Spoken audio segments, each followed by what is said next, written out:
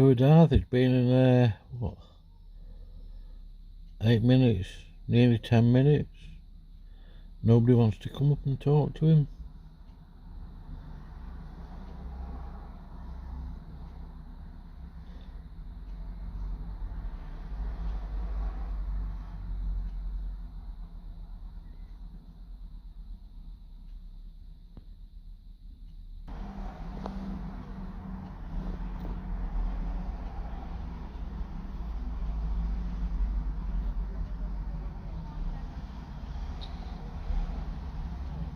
Yeah, fair enough.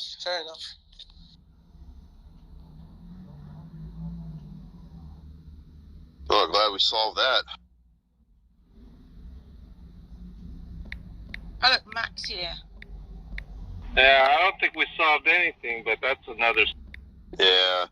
Well, I would say it seems to be understood that the finding the meaning of life is very subjective. It is subjective. No ways about it. Well, the people that claim subjective morality or subjective meaning does not prove that there's no God. That's not the point, John.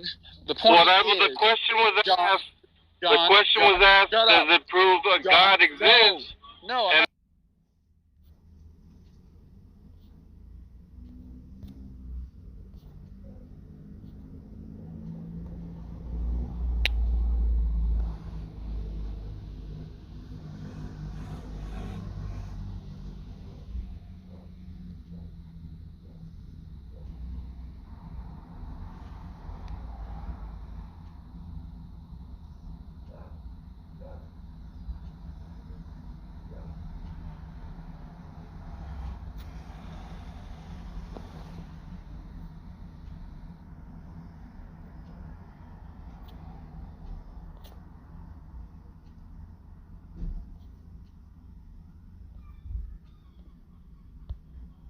It up.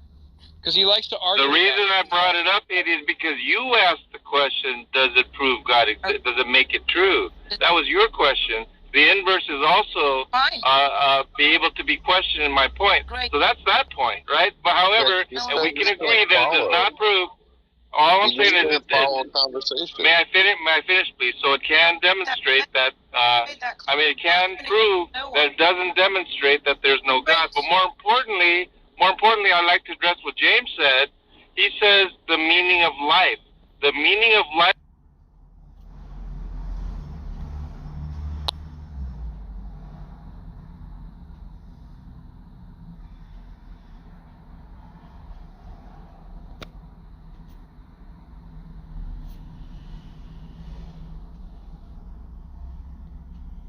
Which is completely different. That's all I'm trying to say. Life is a subjective experience. No one's saying, I'm going to pick out the meaning of someone else's life. That would be ridiculous. You're not understanding what I'm saying. The meaning of life and the meaning of my life are not synonymous statements. Yes, they are. But, John Lee...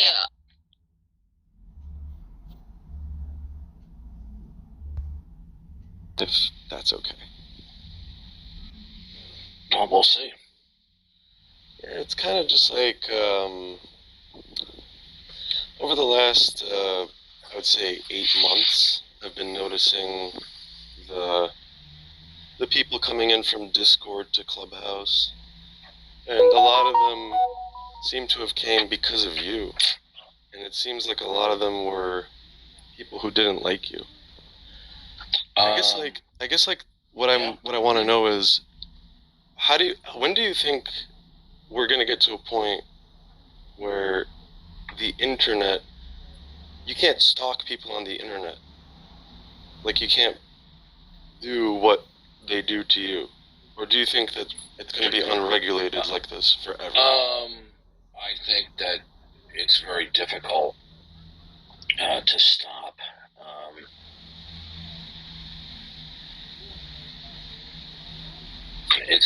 I don't think it can be stopped. You know, unless of course you have like a platform like Clubhouse or Discord that has sophisticated algorithms where they can see where somebody is stalking somebody else. But that's not where their interest lies. So they have to find, concrete recorded instances, rather than just low-level harassment and stalking. Yeah, That is why I went from joining religion and philosophical rooms to either joining ones run by other Christians or starting my own because of the abuse. Now, I still do try to go into other rooms that are run by atheists, but more often than not, they just simply railroad the conversation, so it's not a level playing field. Yeah. Every time I see Jack Angstrike, and I see his profile picture, and I may be mistaken. I mean, maybe that's not your, high school photo or something. But if that's true, it really sickens me. Well, Jack is a teenager in an adult body. He, in my opinion, is mentally and spiritually demented, like a lot of atheists are. And he's been doing this for 10 years. He is look, this is the internet, okay? If you gain any type of notoriety on any kind of platform, you're going to get sickos engaging in harassing and stalking behavior. It comes with the territory. It's not exclusive to me. I know, it's not exclusive to you. I feel like you handle it better than I think anyone would. Mm-hmm. Like, I feel like people commit suicide for shit like this. Well, am I mistaken? Do teenagers not go crazy when they get bullied on the internet? I don't know. Well, I just think that if they do commit suicide, I think that's more of an indication of their own personal mental instability, which is then exacerbated by whatever external situations of stalking it is. You see, people who are familiar with stalking and trolling on the internet, they will tell you, don't respond to the trolls. Right. And I wish I had followed that advice years ago myself, that once it becomes clear that somebody is a troll, then what you need to do is stop dialoguing with them. And they hate that, right? Oh, some of them do, yeah. Now, there are some people, people go, well, Darth says someone's a troll because he doesn't agree. I'm dealing with imbeciles who have a mentality of teenagers who are adults. I don't call people trolls because they vigorously disagree with me. Trolling is a spectrum, okay? It usually starts with just insincerity, dishonesty. Trolling originally, as I recall, was somebody who would join a conversation, whether it's verbal or written, simply to inflame the passions of those who they're dealing with.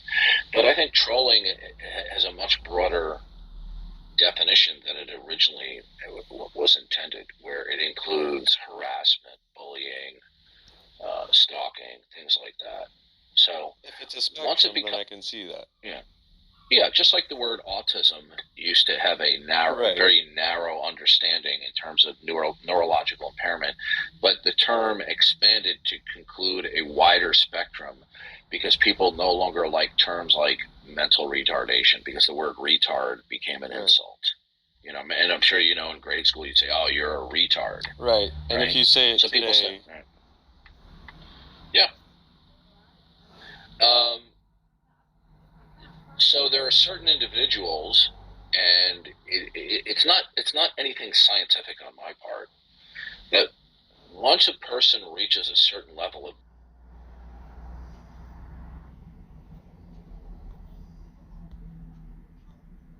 They're not. And so you cannot say meaning of life. You must necessarily say meaning of my life and meaning of his life individually. Yeah, it's just a weird semantic thing. I don't think it really makes a difference. It's not a semantic thing. It's a situation where you clearly delineate between objective and subjective, and once you identify what is subjective, my, yours, right? Then you can discuss it. When you're talking meaning of life, it is necessarily objective. You cannot make it subjective. Is there an objective meaning? To me, that they're being sincere, then I'm willing to talk with them again. There are other people who these are people who are mentally and spiritually demented. You know, they're morally perverse.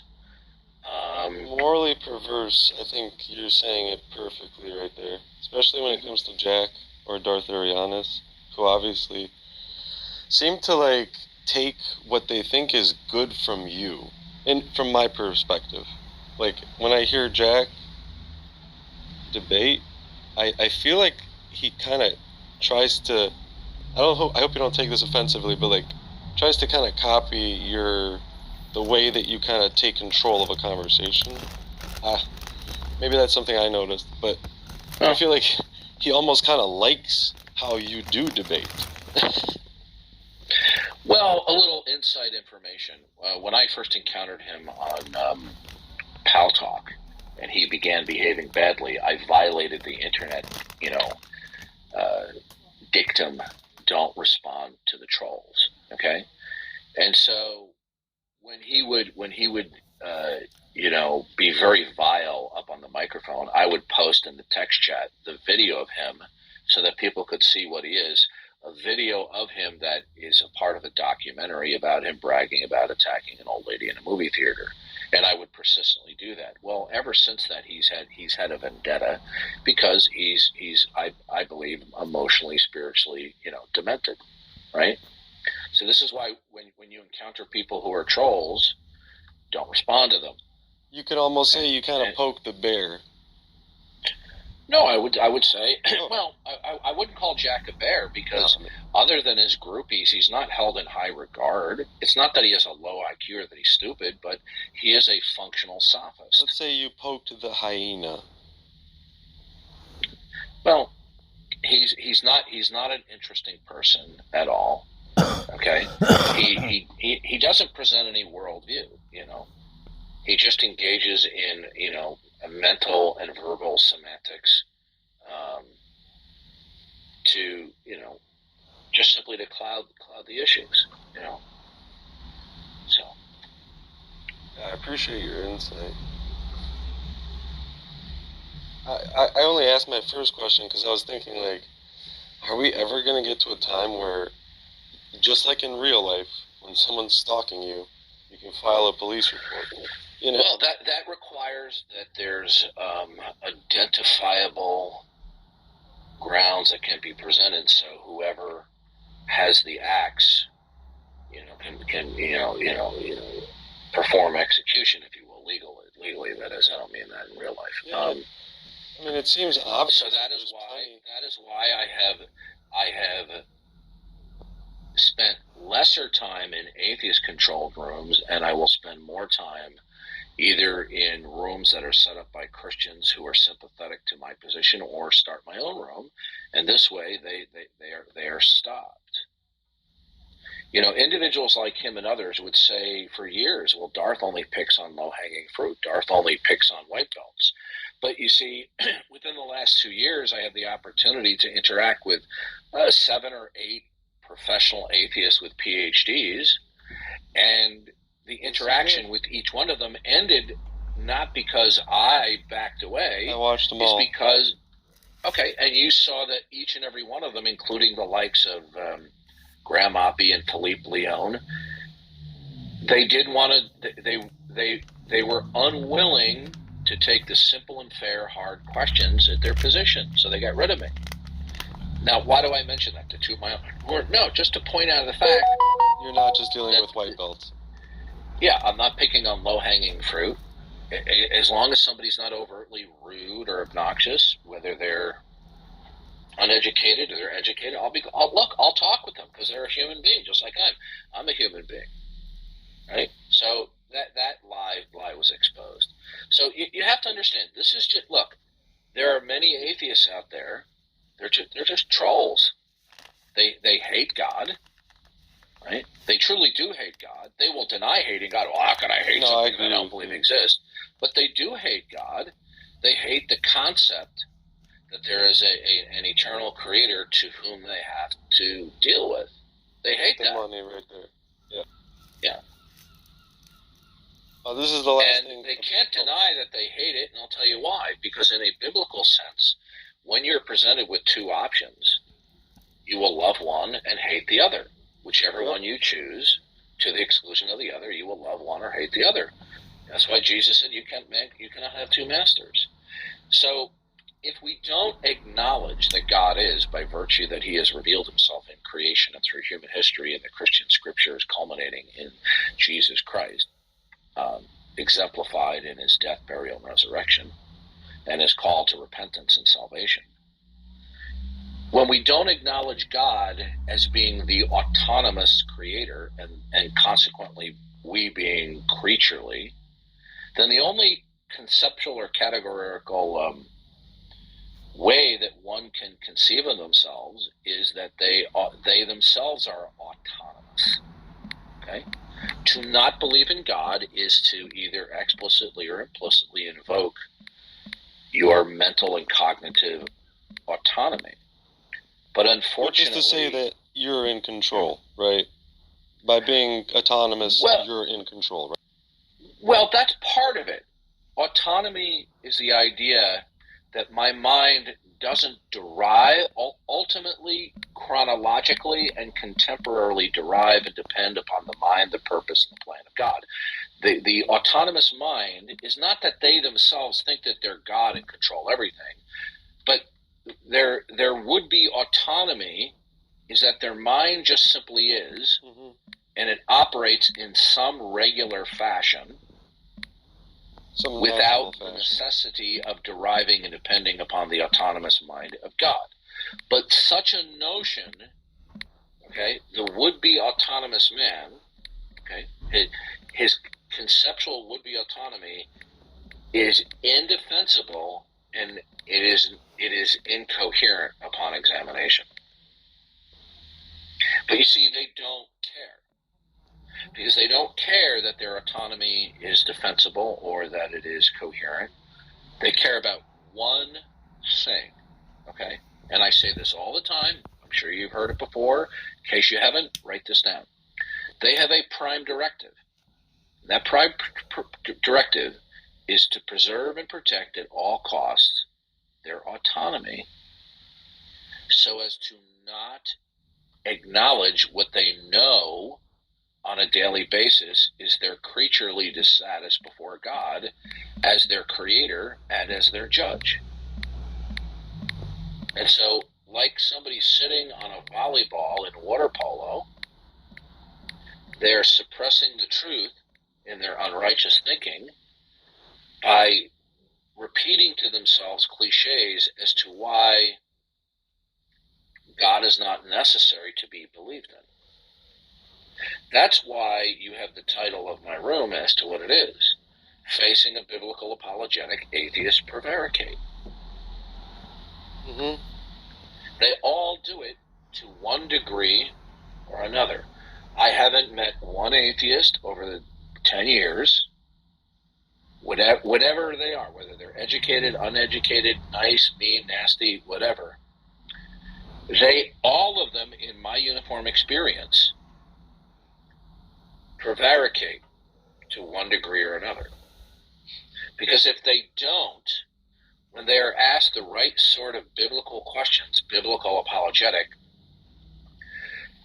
the position that they espouse, which is opposed to acknowledging God, will be shown for what it is, that it is indefensible and incoherent, and it is incoherent in addition to being incoherent. It is incoherent on its own terms, their own stipulated terms. This is why, if you look at the recordings of me dealing with people on YouTube, and by the way, the recordings that have gone up on YouTube of me, for the most part, are a purposely selected small amount that by certain demented individuals, morally and spiritually demented individuals, what their purpose is only to put up videos where the conversation gets heated and I may say an angry or a crude word or two and say, look what a terrible person Darth is. But they don't upload many conversations that I have at great length with certain unbelievers who prevaricate to a much lesser degree, where I don't get indignant. Okay, listen. If I'm going to talk with somebody, I have an expectation as a fellow human being that they're going to be truthful, and they have that expectation of me. If I walk up to somebody on the sidewalk and say, "Can you tell me what time it is? I don't want to be late for my flight," and I find out that they purposely lied to me, okay, so that I would miss my flight, I'm going to be indignant. What was the point of lying, right? So you'll see in these videos that at certain points I will become indignant because it's become crystal clear to me and others. Sure. It becomes clear to me that people are being deceptive. And I think that that's disgusting. Okay, if anyone would like to come up and discuss the topic, discuss Christianity, the Bible, atheism, unbelief, skepticism, you can raise your hand and I'll bring you up. Okay. Now, I see here we have a Raw Rexorus. Raw Rexorus, your name came up the other day from an acquaintance, and he said that I should talk with you, or I should speak with you. So would you like to come up and speak with me, Raw? Here, I'll send you an invite. You don't have to come up, but it was recommended that I speak to you for some reason. So if any other unbelievers would like to come up and explain that either you as an unbeliever or other atheists do not prevaricate, that I am completely wrong in my uniform assessment of atheists, come on up, set me straight.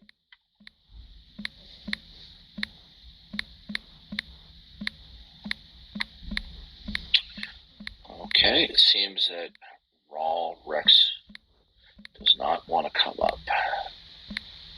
Okay.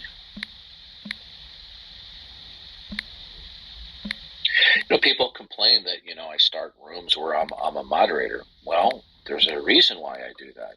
Is that because in the past I've been in too many rooms where my interlocutors behave worse than chimpanzees.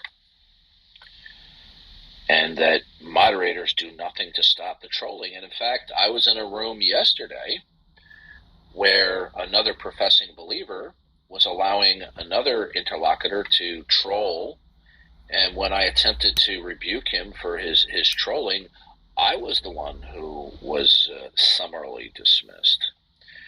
So that is why I have a greater tendency to start my own rooms. It's not for the purpose of railroading people, but to stop the trolling. DJ, come on up.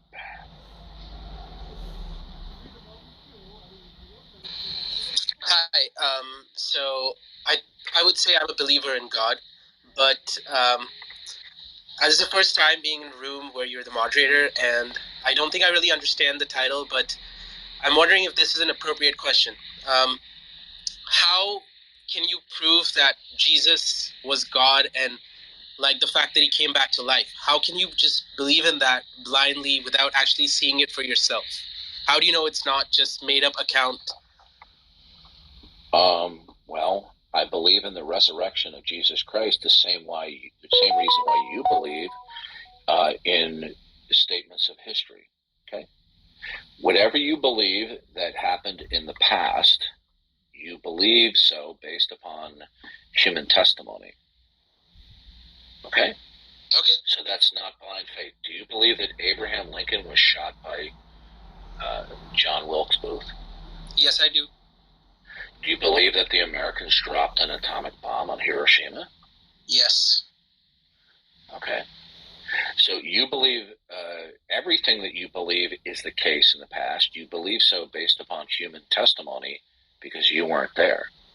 Correct. So God has used the revelation of himself, not only in creation, but in terms of who Jesus is. God has chosen the avenue of using reliable, providentially secured human testimony.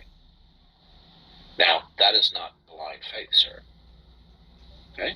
Now, you can choose to believe that the witnesses, for whatever reasons, are not to be believed, but that's not blind faith. Blind faith is believing something for which there is no rational basis for.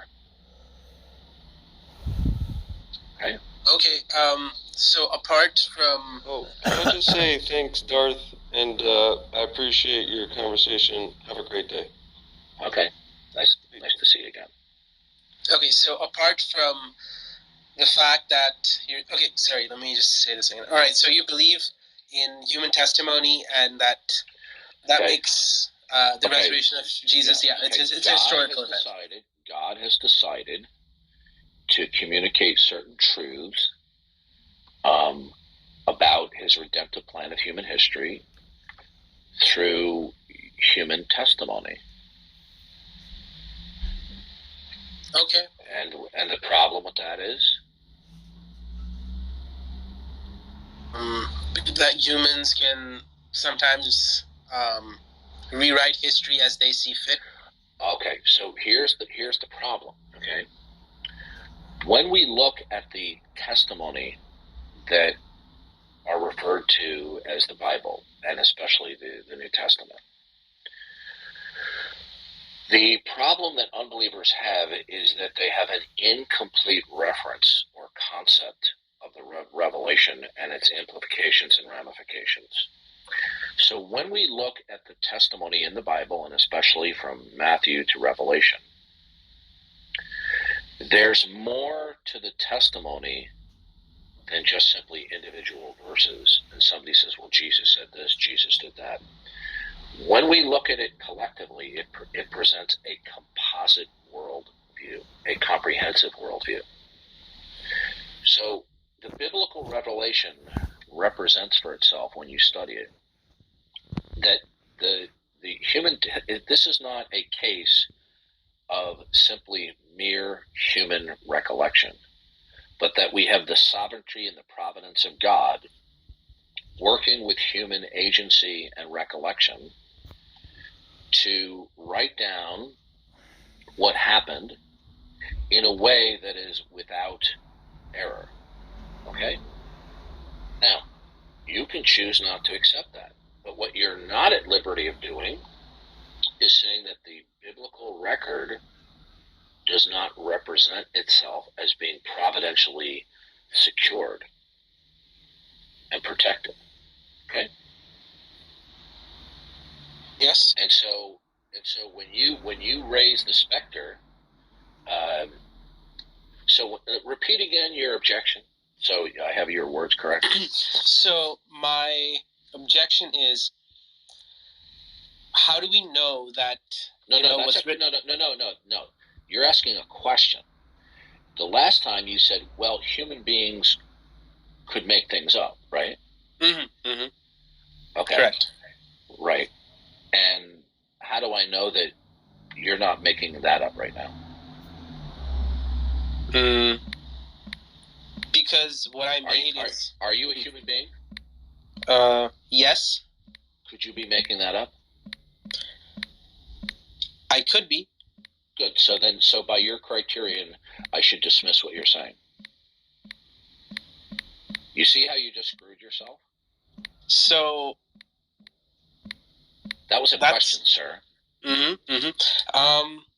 Yes. If you're going to use this as a universal principle, yeah, I agree with you that there are sometimes people make things up.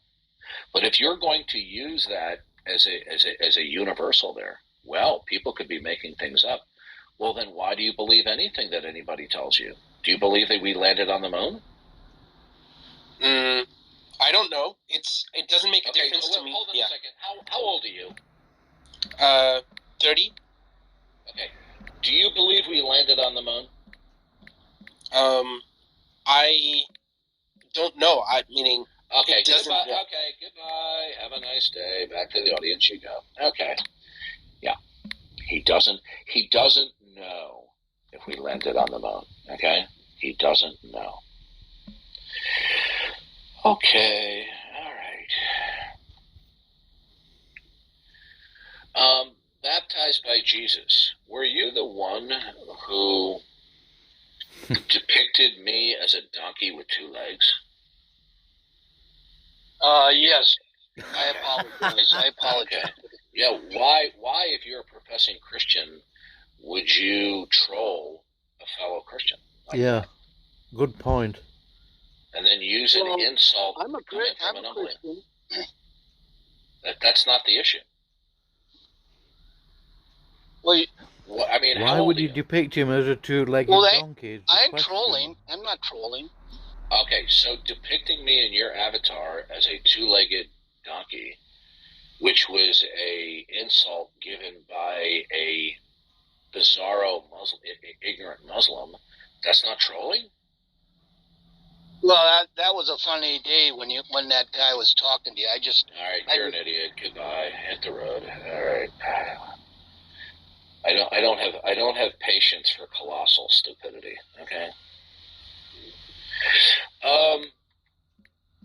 Truthy, come up. I want to ask you a question here about the room.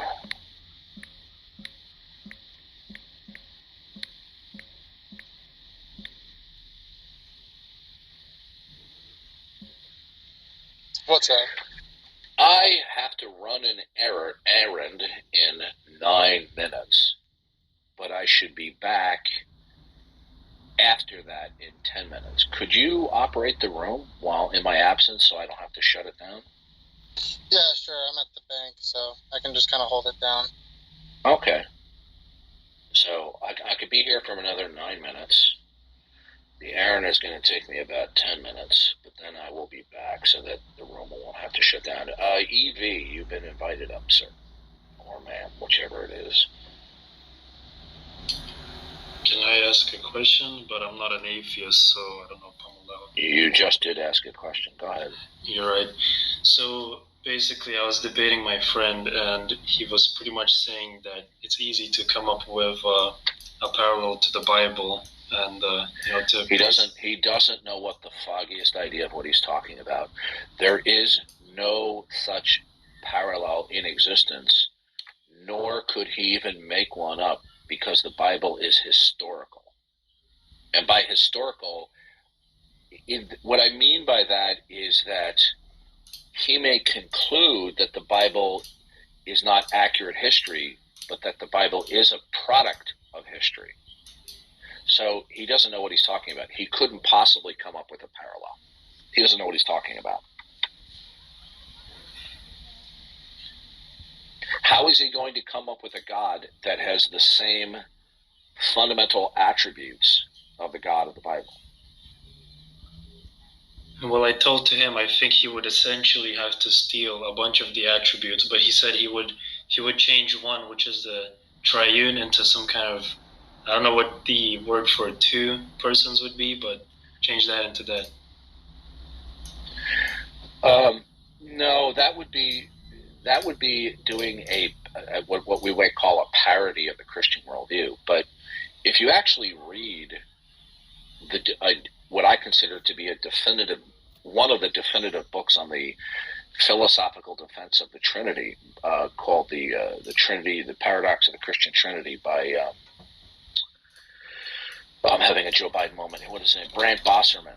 He points out that if you add one more person to the Godhead, such as a quadrinity, or if you take one away and you have a binitity, you suffer major theological and philosophical insurmountable problems.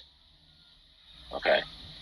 So this is a guy he's amateur. He doesn't, well, I mean, not that he's stupid, but if he was more well-read, he wouldn't make such a mistake, okay?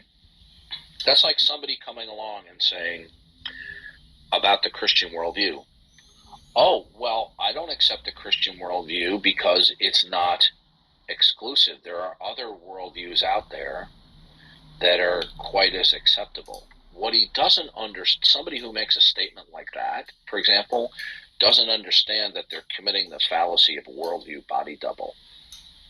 Because whenever we speak, we will speak out of a worldview. So if he's speaking from worldview X and says that there are other plausible potential actual worldviews out there, but they wouldn't be the worldview that he's speaking from. So from his point of view, they couldn't exist. So there are people, when they make statements like that, are uttering an incoherent. So when these people come up and say, well, we could come up with another worldview, yeah, all you're just simply saying is, ask him this question. If you say you can come up with a comparable worldview, this worldview that you're going to verbalize, is it the worldview that you actually hold to? Okay? Ask him that question. Well, yeah, he's all over the place, so... Well, because they just make up stuff on the fly. So what you need to understand is the concept of worldview body doubles, right? Just like in Hollywood, they'll have a body double so that the actor or actress doesn't get hurt. I think I understand what you mean, though, by that, because in the beginning he said, I asked him, what's fundamental? This is kind of funny. He said, I guess he didn't understand the question, because I asked him, how is it that you know anything? And he says, Google, which was kind of funny. But then, I'd say it's about nature, facts, etc. And then he says he doesn't know ultimately, which is pretty transparent. But then he keeps, later in the conversation, he's trying to fit shapes. And he's saying laws of nature, physical laws and so on. He's trying to fit all these different things. Yeah, this is a common response where they will resort to invoking a plurality of things. That now, what you need to ask yourselves is this: is the laws of nature. What he's invoking now is a plurality of things. Now, the question is this: what actually unifies the discrete states of affairs that he refers to as laws of nature? Is the unification abstract, okay, that it is the mind creating a collective set of independent discrete states that we call laws of nature? Or is it the case that there is something that is a concrete single thing that imposes and sustains the plurality of states that we call laws of nature? Now, if you pose that response to him, he's going to be a deer in the headlights. Because people who don't know what they're talking about metaphysically, they could be highly educated, like people like Lawrence Krauss, who has a PhD in physics, where they say, well, the laws of nature can explain everything. Have you ever heard of Lawrence Krauss? I've seen that video. It's so funny. Okay, so here this guy, and I don't know if you saw the part, and I'm having a Joe Biden moment here, whether he stated that God is not necessary and we can explain everything to the laws of nature. If he said that while I was talking with him, whether he said it before or with me, so you'll have to forgive me on that. But Krauss nonetheless said, God is not necessary, right? Did you hear him say that? Yeah. Okay. So when the moment somebody states God is not necessary, that is the metaphysical equivalent of saying God does not exist. Okay? Yeah, I understand that. I tried to explain that to him. Because I asked him, I just pick out some random object and I ask, is that evidence for God? And they pretty much they answer in a direct way. But then when you keep bring it up, they kind of backpedal and they go, well, I'm just giving a probability assessment. It's more likely that it's not. No, but he's making another category here. When it comes to the ground of all being, That which is the ground of all being is not subject to a probabilistic assessment. That's a category error. Right? So when Krauss said God is not necessary because we can explain everything through the laws of nature, but when I had the opportunity to ask him, how is it that God doesn't exist? If you recall, he outright denied that he was directly denying the existence of God. He tried to maintain this kind of I'm an unconvinced position. Yep. And you see, this is the same kind of crap that P.Z. Myers did when I talked with him. That in their professional careers, they want to deny God both directly and indirectly, explicitly, implicitly. But when they're called on the carpet, then they play this little game. Oh, I'm not saying that there couldn't be a guiding intelligence. I'm just the ones that have been presented so far. I'm unconvinced. Well, when Krauss said that we can explain everything through the laws of nature, he said we can explain everything through the laws of nature. Everything. Okay? Now, so when I said to him, okay, what is it that's fundamental that institutes and secures every instance of what is, can be, and cannot be? The genius Lawrence Krauss said, I don't know. And I don't care. Yeah. And you see, he developed a smarmy attitude because he realized he was now boxed in by his own words. Right? Now, if he doesn't know that is fundamental, then everything cannot be explained by laws of nature. Right? Because then why do laws of nature exist? Are each of the discrete laws of nature a se? Do they possess a aseity? Are they self-contained, unconditionally non-dependent, non-derivative, and out of which all things derive and depend? So you see, we have people like Krauss, although he's highly educated, highly intelligent, right? When it comes to metaphysics, they're retarded, right? And they get caught with their pants down. That's why he said he didn't care. Because if he had a cogent metaphysical response, he never would have said, I don't care. Now, I'm not saying that if somebody says, well, I don't care about a specific point, that doesn't mean that they don't have a cogent answer. But in this particular case, he said, I don't care because he didn't have a cogent answer. Wasn't it the case that when you asked him about, when he said he lives in a chance world, he interprets everything you say for like this super specific sense that it's hard for me to wrap my head around, but he started talking about quantum wave functions and he was all over the place. Well, here's the problem. How can he talk about quantum wave functions? What secures that remains the same over time? Right? You see, they have certain fundamental parameters about which they think are ridiculous to question. So when he talks about, quantum wave function, he's talking about identity and identity over time for these states. Well, why does that exist? Are they a se? Are they self-contained? Are they eternal without beginning? You see, in their smugness and their arrogance, when they're confronted with this line of biblical/philosophical inquiry, they fold like a cheap lawn chair at a garage sale. All right, Truthiness, can you take over? I will be back in about 12 minutes, okay? You there, Truthy? All right, let's see. AJ, can you come up? Gavin, can you come up?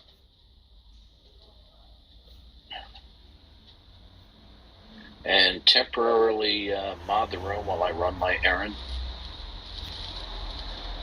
Let's see. Evie, I'll tell you what. I'll let you mod. Okay, would you like to mod while I'm in? Yeah, what am I supposed to do with mod? Just kick unruly people. Gavin, are you there?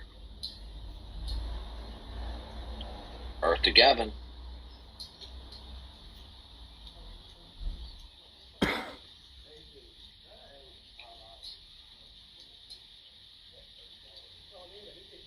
Yeah, Gavin, you got to come to the mic so I know it's you and not an imposter.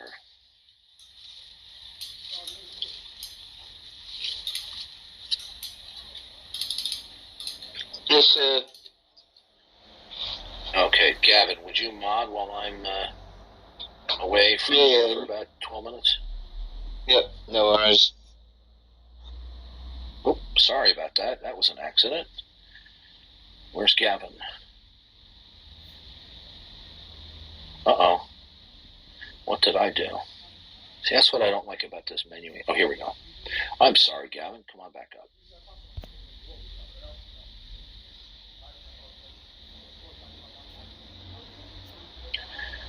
Okay, make a moderator. There you go. Okay, I'll try to be back in about 12 minutes. Okay.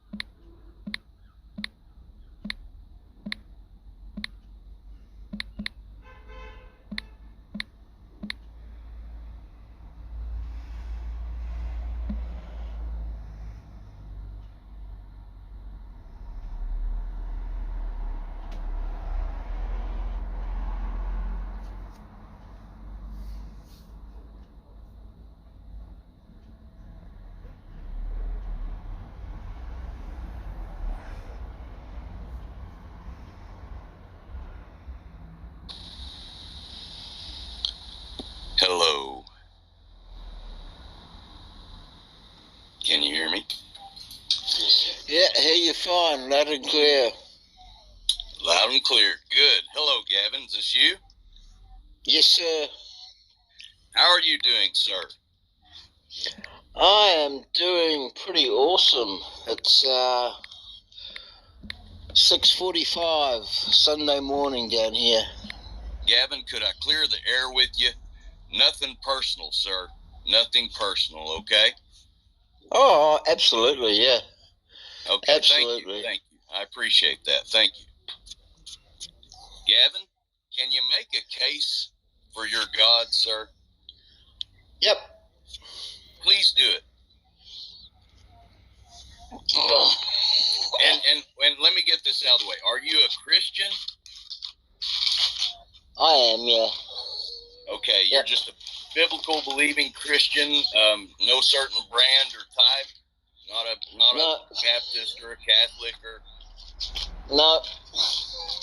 You would consider yourself. Non-denominational. Yes, sir. Yeah, non-denominational. Okay. That sort of thing. Right. Just wanted to get that out of the air, just so I know what I'm talking with. Yeah. Just bear with me, because it's still dark here, so I'm trying to turn the light on my torch on my phone. That's okay. Yeah. No problem. Won't be long. Won't be long. I appreciate you calling me up, though. I just wanted to get that out of the way. It's not personal. We're not angry at each other. We're not fighting. We just have different opinions.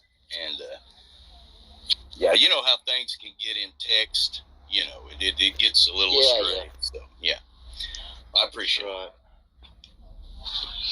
Okay, so I'll give you an argument for God's existence.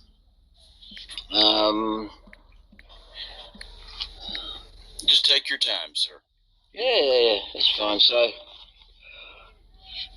basically the three areas I'll cover for God's existence, because we can't see God, because God's a spiritual entity, so he's he's invisible. Right. And well, you just made an assertion, and I'm going to have you answer that, please. Yeah, how sure. do you know that God is what you just described? Because it says so in the Bible. So your beliefs pretty much go with what it says in the Bible. Well, I believe what's in the Bible to be true. Yes. Right. And funnily enough, the Smithsonian Institute actually has done an article and a video on the Bible, and they affirm the Bible's accuracy. Right. Well, I can find several videos that say that the Bible is not accurate. Plus, I helped. Oh, yeah, of course. I helped write an unbeliever's version of the Bible in context. And I discovered over 500 contradictions in the Bible. I have these listed in text. I could send you and DD a copy if you'd like. I've done extensive work on this. I'm 58. Going to be 59 next year. I was a Bible-believing Christian for over 30 years, and pretty much that was just, kind of what I was raised into, and I was, I live in the Bible Belt, and I'm pretty much surrounded by it all my life. So that's what my background is in it.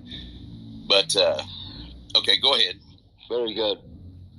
So I'm just going to cover off three areas. One is there a supernatural domain? The next one is the philosophy of religion. And finally, I'll finish off with showing how the Jesus Christ of the Bible was a real person in the first century. Right. That could be okay. I can give you Jesus was a real person. I really don't care about that. We're dealing with walking on water, feeding people from 7 loaves of bread and a few fish.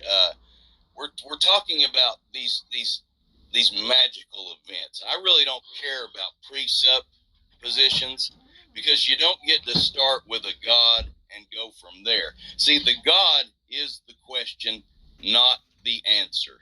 So you do not get to start with, well, God, and go any further, because the God is the question, and until we establish the God exists, we don't get to if and reason and hope we can show a God exists by presupposition.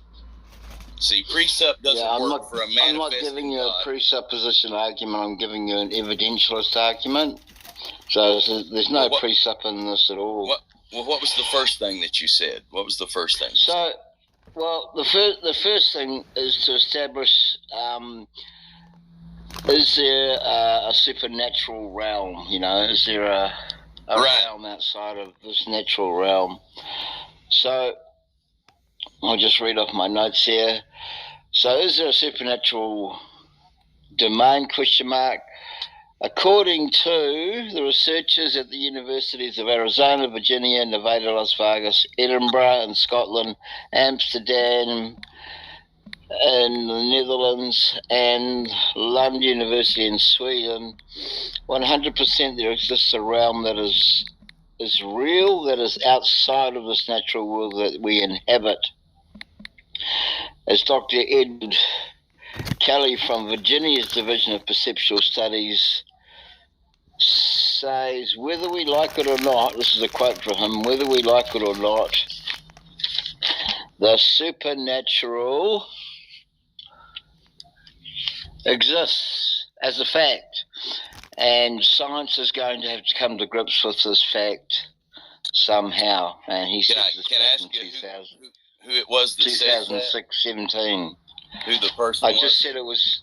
I just said his name was Dr. Edward F. Kelly from the University of Virginia's Division of Perceptual Studies.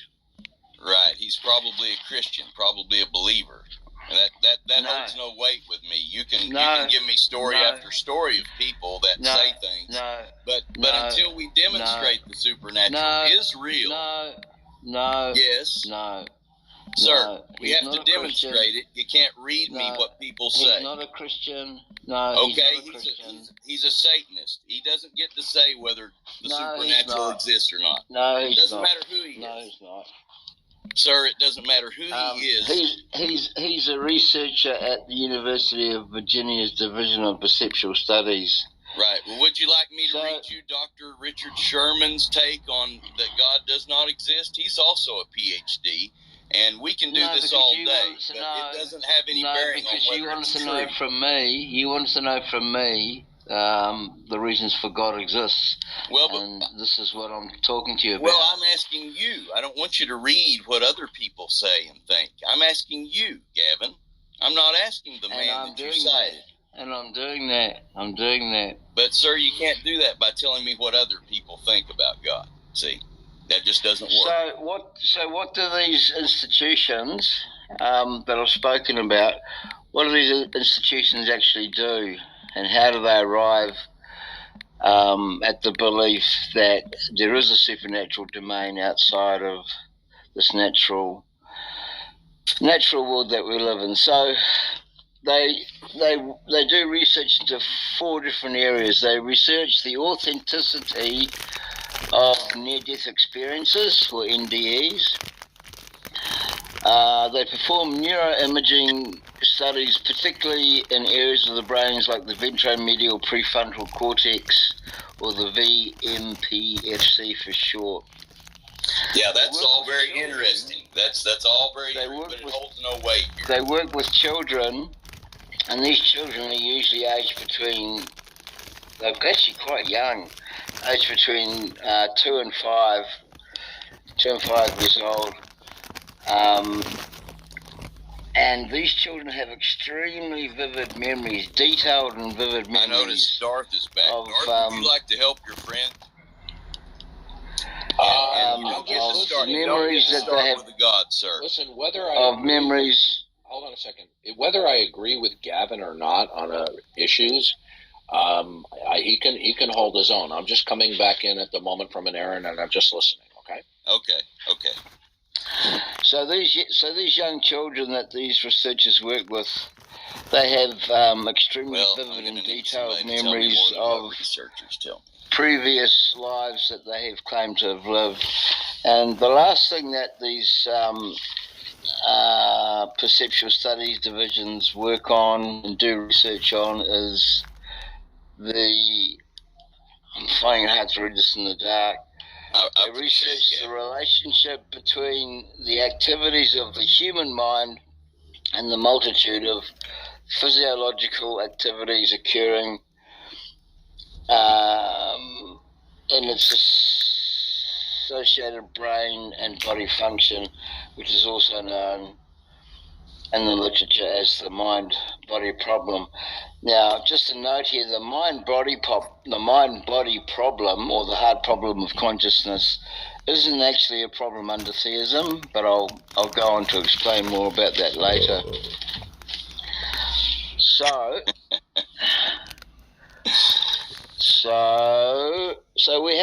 what we have established is that these researchers in these different universities around the world have established to their satisfaction that a supernatural domain or realm does exist based on their research and their studies.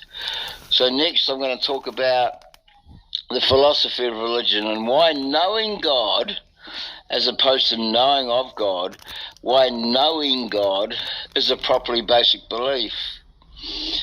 A properly basic belief has two properties. Number one, it is justified, and number two, it is not justified. It is not justified by inferences from additional or extra propositional beliefs.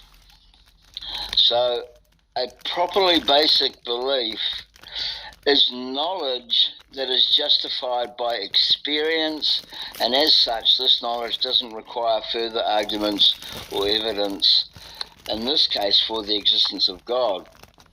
As Dr. Alvin Plantinga asserts, knowledge of God can be justified independently of any evidence due to exhaustive, and I really mean exhaustive, anthropological studies that have been headed up by Oxford University's Dr. Justin Barrett and his team.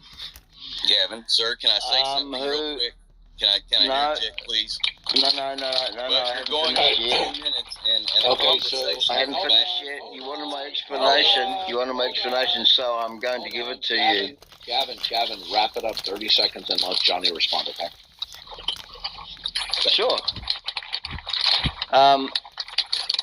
So these anthropological studies were done across 20 different countries and concluded that concepts such as a god or gods or the afterlife are basic to human nature, and Professor Roger Trigg from the University of Oxford's Ian Ramsey Centre said that religion is not just something some people do on Sunday instead of playing golf. We have gathered, he's talking about him and his team, we have gathered a body of evidence that suggests that religion is a common fact of human nature across all different societies and ethnicities, and this suggests that attempts to suppress religion are likely to be very short-lived, as human thought seems to be rooted in religious concepts such as the existence of supernatural agents or a god or gods and the possibility of an afterlife. And I'll just stop there for the moment.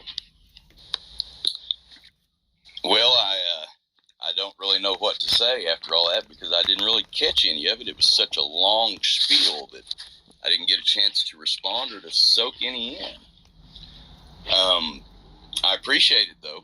I appreciate you giving me that information, but I want to go back to asking you, Gavin, personally, how have you come to the conclusion that there is a God, sir?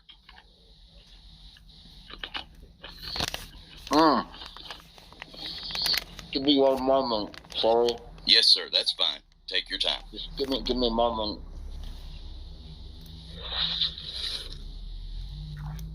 I appreciate you men giving me the floor. Thank you.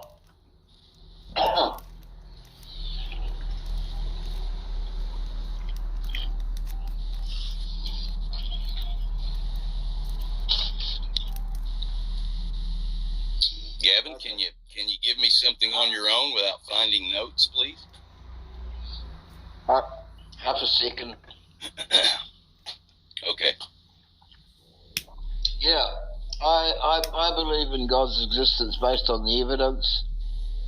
Plus, I have had religious experiences that I think can only be attributed to God. So that's why I think God exists. Can I ask you how old you are, sir? I am 62 years old. 62. A man of my own age. I'm 59. Oh. You're just a youngster, Johnny. Yes, I am. I appreciate that. We all are youngsters, aren't we? We are. Yes, sir. But anyway, if you could just give me a simple example of something in your life that gave you affirmation that the Christian God exists, not just a God. We're talking about a specific God, so let's be specific. Let's be pedantic.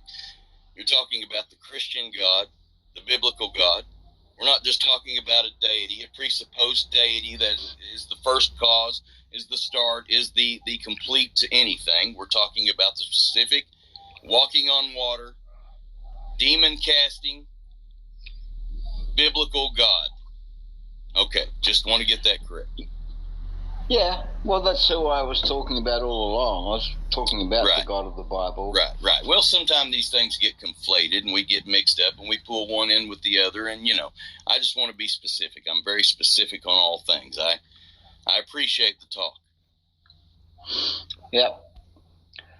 So, like I said, I came to believe in God based on the evidence and on religious what I term religious experiences myself.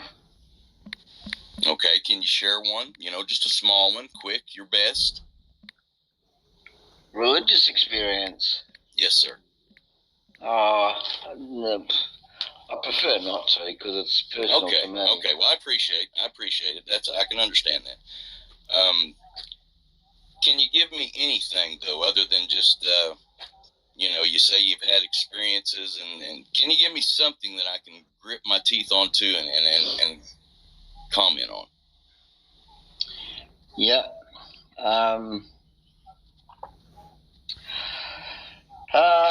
Do you go to church? Yes, sir. Yes. Yep. You're church goer? Okay. Sorry. Yep. So just as a summary kind of sentence at the end of this exhaustive anthropological study, Professor Roger Triggs said that. Well, consequently, my brother, listen to me. Let me break in on here. Sir, I'm asking you from your personal experience, not anything that anyone else has experienced or anything that's going to back up one of your experiences. Just your personal experience with no notes, no one else involved, just you, Gavin. How have you come to be convinced that the Christian God exists? I'm pretty sure I've told you that already more than once. Well, you told me that it was through your experiences, and I wanted you to share a small something, and you said that was personal. I said, okay, well, let's not get personal. Can you give me just a small, anything that affected you, that gave you that inclination to believe that a God exists? Not to only believe, but to know. I think that you claim you know the Christian God exists. Do you not? I do know, yeah. I do know. Okay, well, can you give me something of how you know this Christian God exists? Nothing personal, just, The evidence of the Christian God just shouts at me. Right. Okay. Can you tell me what it says? Yeah. Okay. And just simple things like surrendering to Christ. This is a kind of a fairly kind of common thing that theists do or Christians do. They surrender. Right, and as I told you, I was a fundamentalist Christian for over 30 years. So yeah, I'm not a fundamentalist, so there's a bit of a difference for us.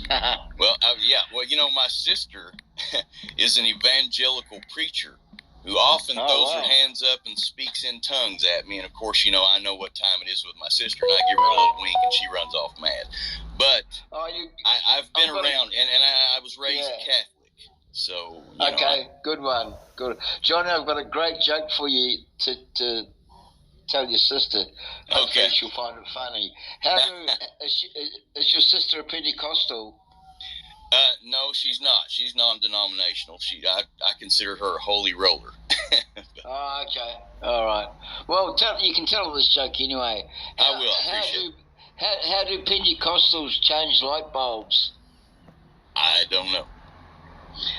Very easily, because their hands are always up in the air. That is a good one, and she will enjoy that one. You know, one birthday, she got me a pair of sweatpants with Darth Vader on it, and it said, "Your lack of faith is disturbing." You know, being funny. You know, we still love each other. You know, we're at different spectrum, but the end of the spectrum, but you know, we're still family. Well, but anyway, Johnny, the answer that any Christian should give, whether they express it precisely the way I'm going to, is another issue. The way that we know God exists is by virtue that God has revealed himself in and through his creation, which would also include our self-consciousness. And that the negation of that proposition is itself catastrophically incoherent. Well, you can say that, but I mean, can you actually show that? Because see, I'm not incoherent. What do you want me to show? I don't believe. Well, I gave you two propositions. One, that God has revealed himself through all facts, including our self-consciousness. And the second proposition was that the negation itself is indefensible and not coherent. Which one did you want me to? I reject the first proposition because I do not believe that. You do. Okay, right. So the reason why everything reveals God, right, is because in order to have facts, right, you do believe there are facts, right? Well, yes. Okay. In order for there to be facts, there must be a philosophy of factness. Do you agree with that? No, I don't. How would you instantiate or invoke a fact without there being either an explicit or implicit philosophy of what constitutes factness? Well, invoking facts has zero to do with God. So that's not an answer to my question, sir. You are prevaricating, as the title of the room indicates. Yeah, that is not an answer. No, it does matter. No, it doesn't matter. If you persist in prevaricating and over-talking me while I'm speaking, I will move you back to the audience, which I would rather not do. Now, can I say something? I asked you a question, okay? No. No. Okay. No. Listen, sir, you don't set the rules here. I do.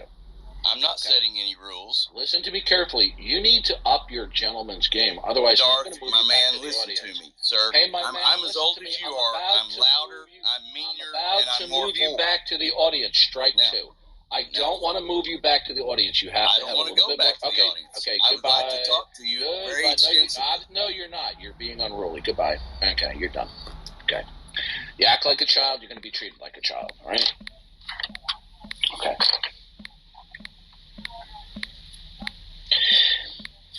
What we have here is failure to communicate. Some men you can't reach. That's the way they want it. That's the way they get it. And I don't like it any more than you men.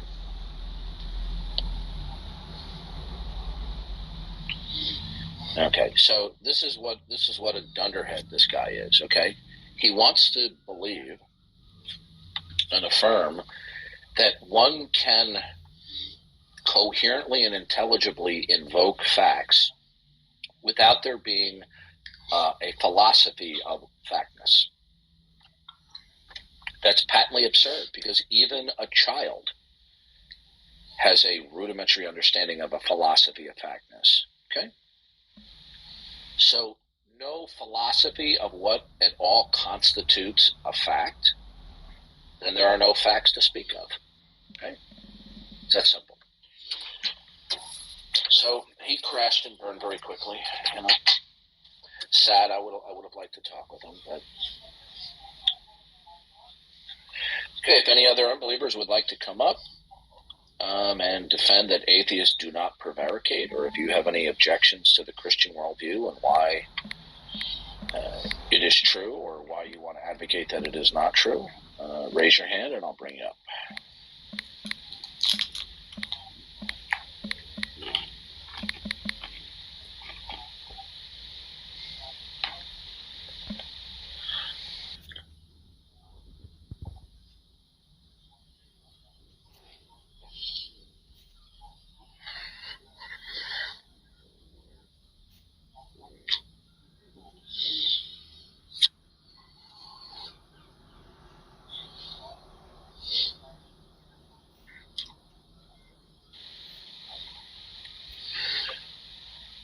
You know, imagine I had said to Johnny that, you know, it's a fact that the Eiffel Tower is made out of jello, right?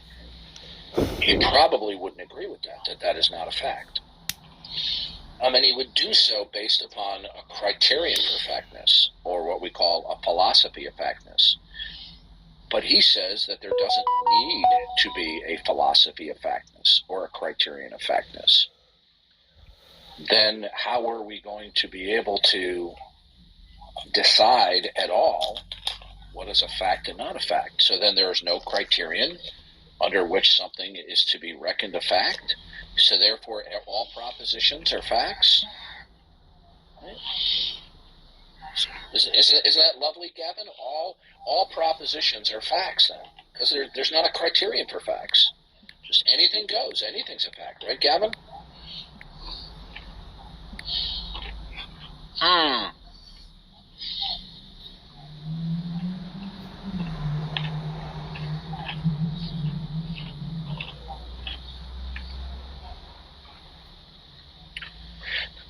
So, Gavin, I'm going to ask you a personal question, and if you don't wish to answer it, that's fine. And I'm truly asking this out of sincerity, because I'm in a state of ignorance. So, what's the beef between you and Praise I Am?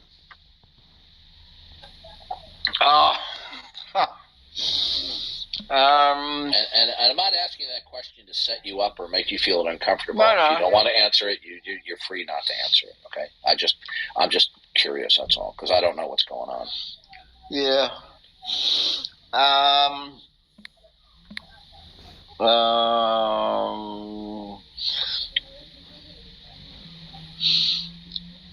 If you, listen, you don't have to answer. Okay, not a problem. Yeah. I'd rather not, Darth, and here's the reason. Fine. That's fine. Yeah. Okay.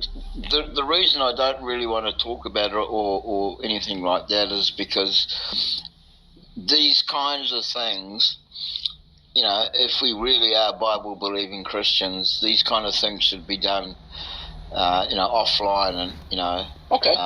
behind closed doors, I think. That's a good answer. No problem. Yeah. That's the only reason. No problem. Put it this way. Put it this way. There's nothing. Excuse me.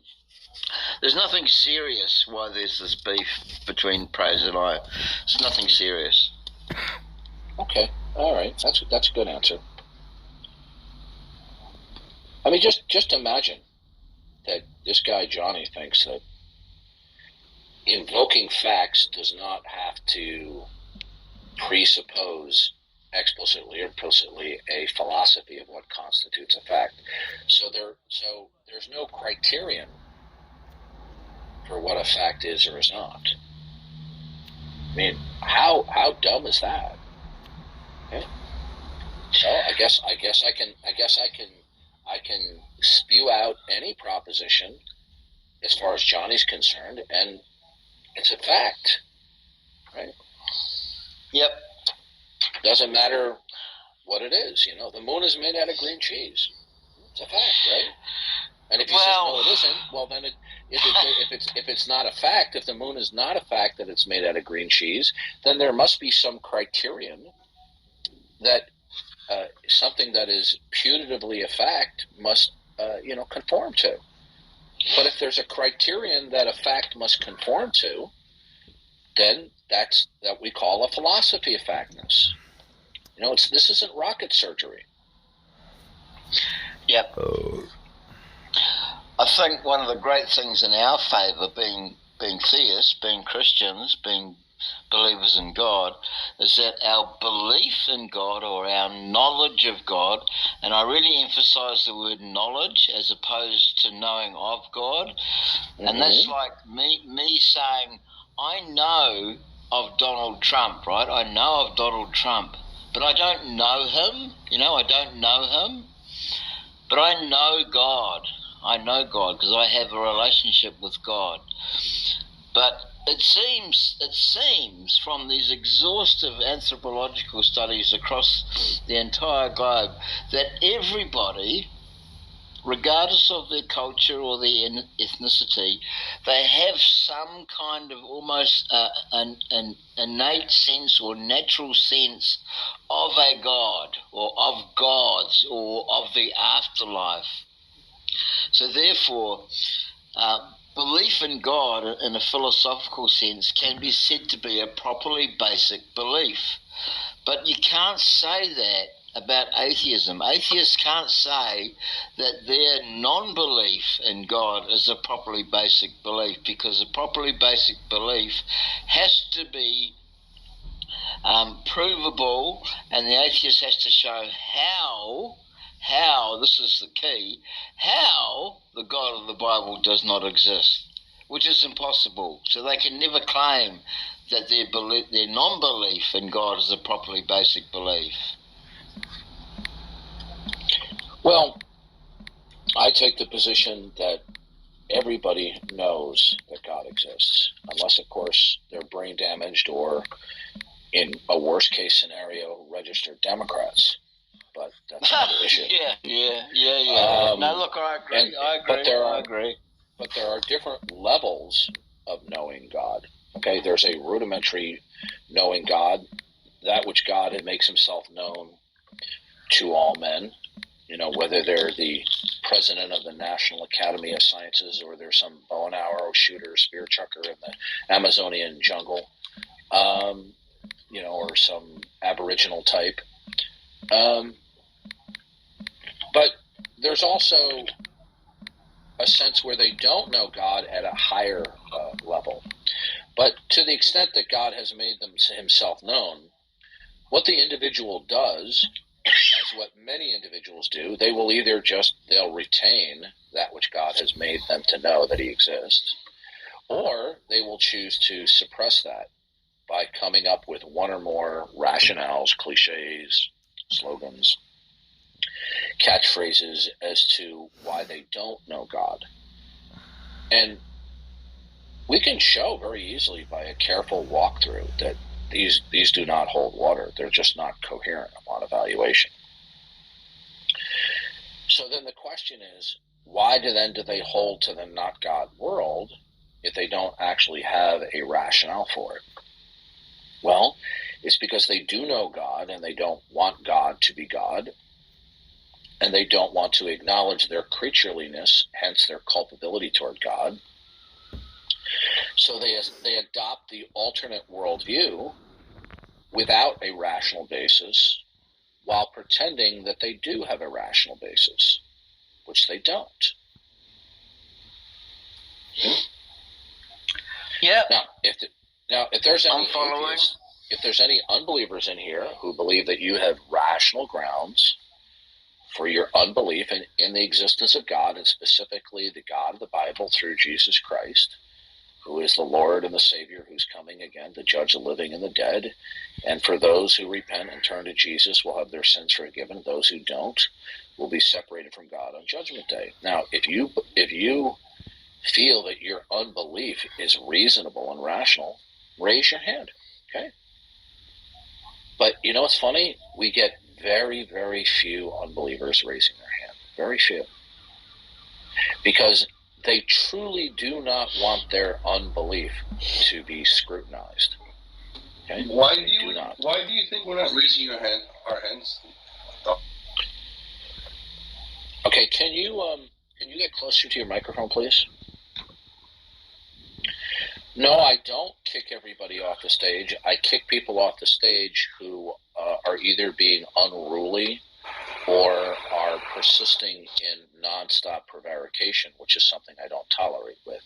Now, is your unbelief in God reasonable? Yes, 100%. Okay, so how is your not God world rationally justified? By living a life without needing to believe in something to make myself feel better. That's a non-informative answer. Well, tell me an informative answer why God exists then. Okay. Well, asking me a question is still a dodge. Okay. Well, how long have you been in the room? Oh, for a while. Okay. Have you not heard me explain on many occasions that we know that God exists by virtue that he reveals himself through the entirety of creation? Have you heard me say that? Yeah, you say it, but it doesn't mean it's true. Okay. Now, I'm still waiting for you to answer my initial question. So what you're doing classically is the bait and switch that atheists do. Please do not overtalk me. Okay. What is the rational basis that is informative as opposed to a vague generality as to why the not God world is true?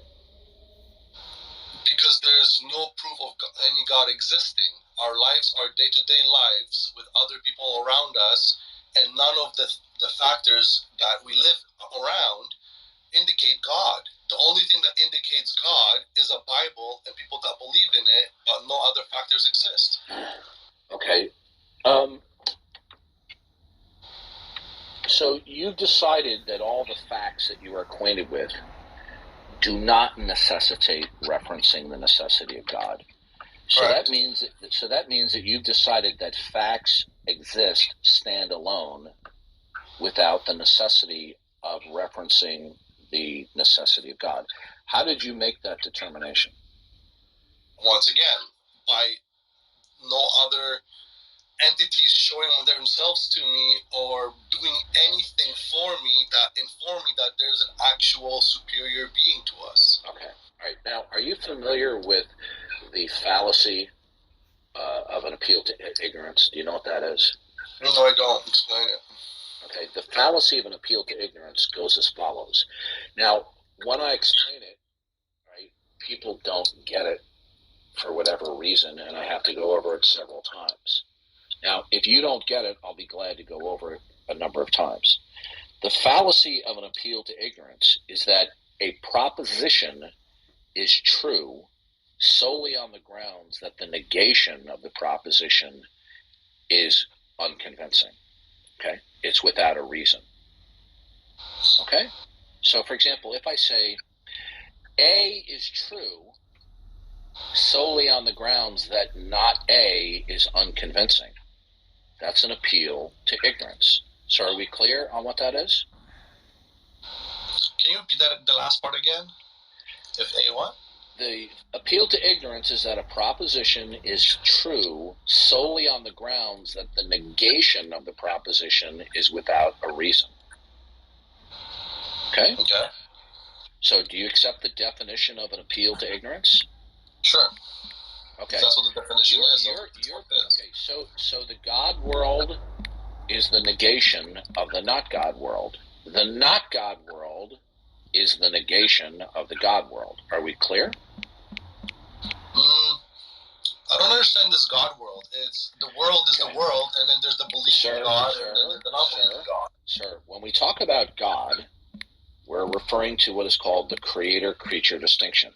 So in the God world, God is the ground of all existence, is a mind and agent, and everything else that is not God comes into existence deriving and depending entirely upon God. So that would be the How do you know that? Okay, well, we'll get to that. That's another issue. I'm explaining you definitions here, okay? Oh, God. Now, the not God world is one that is the God world. First of all, is a universal. Right? It's a universal statement. So, in the God world, God is not simply an unimaginably powerful or knowledgeable mind or agent who's going to get you if you don't love him. But the God world constitutes the creator-creature distinction, where God is the ground of all being, and everything that is not God derives and depends upon him. In the not God world, definitionally, there is a plurality of facts, none of which fundamentally and foundationally derive from God. Okay? So the not God world is simply the negation of the God world. There's a plurality of facts without the necessity of deriving from God, as opposed to there's a plurality of facts that do necessitate. You're using words I do not understand. What don't you understand? The plurality. Sorry, English is my second language, so. Oh, okay. What's your first language? Polish. Oh, okay. All right. Plurality means two or more things. Okay. Plural. Oh, plural. Okay, got it. Plurality. Okay. So in both worldviews, we hold that there is a plurality of things. In the God world, the plurality of things derive and depend upon God. In the not God world, there's a plurality of things that do not derive and depend upon God. So what we have here in both worlds, each are a negation of the other, right? So do you understand so far? I do, but I don't agree with it. Because you're speaking based like you know it, but it's a theory that you have. No, you're not understanding, Jared, okay? What I have presented to you is not something that you are at liberty to reject because it is entirely definitional. Okay, it's either A or not A. Correct. But what you're telling me about the God world, isn't that all based on theory then? Okay, Jarek, you need to focus on the issue at hand. Right now we're talking about definitions. So do you understand that both the God world and the not God world negate each other? No. Okay, this is not very complicated. A is the negation of not A. Okay. Not A is the negation of A. You understand? Okay. So the not God world is the negation of the God world. The God world is a negation of the not God world. Okay. All right? Both of these positions are universal dictums. They are universal declarations, whether one realizes it or not. So either you will believe that all facts, all particulars, ultimately derive and depend upon God, or you will believe that all facts do not ultimately derive and depend upon God, that the facts are invoked as is without the necessity of depending and deriving upon God. Okay. Now, your position, atheism, and in fact all manner of unbelief in God, even if it's called agnosticism, is the invocation, it's the declaration of facts as standalone without referencing the necessity of God. So getting back to the appeal to ignorance, both the God world and the not God world are propositional. Okay? Your position is that the not God world is true solely on the grounds that the God world is without a reason. Right? No. Oh, okay. So Then do you have another reason why the not God world is true, other than the claim that the God world is without a reason?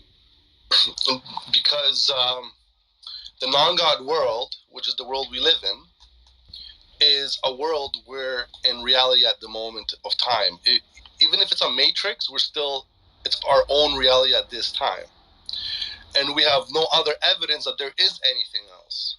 Okay, so you're for something, again, give me one second, Darth. You're so repeating for again anyone to talk about the God world, yeah, you're not focusing.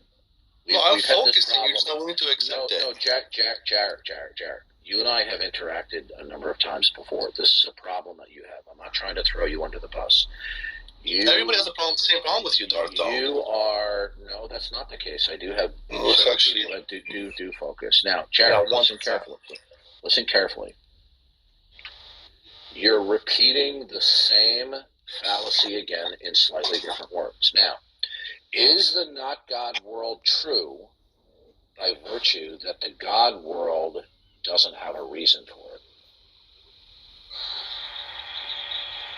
Sorry, say again? Is the not God world true by virtue that the God world doesn't have a sufficient reason for it? Sure, let's go with it. Okay. That, sir, is a classical appeal to ignorance argument. So the not God, I will explain it to you.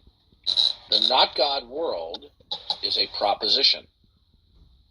That proposition, according to you, is true solely only on the grounds that its negation, the God world, is without a reason.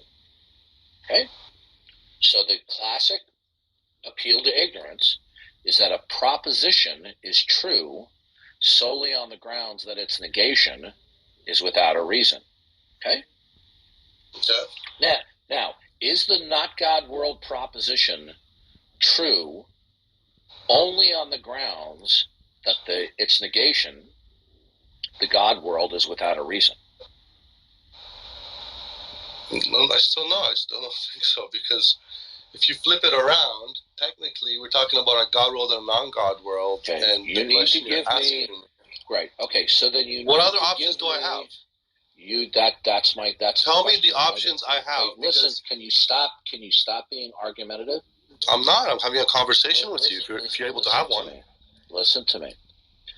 You're going to need to give me another rationale that the not God world is true, other than saying that the God world is without a reason.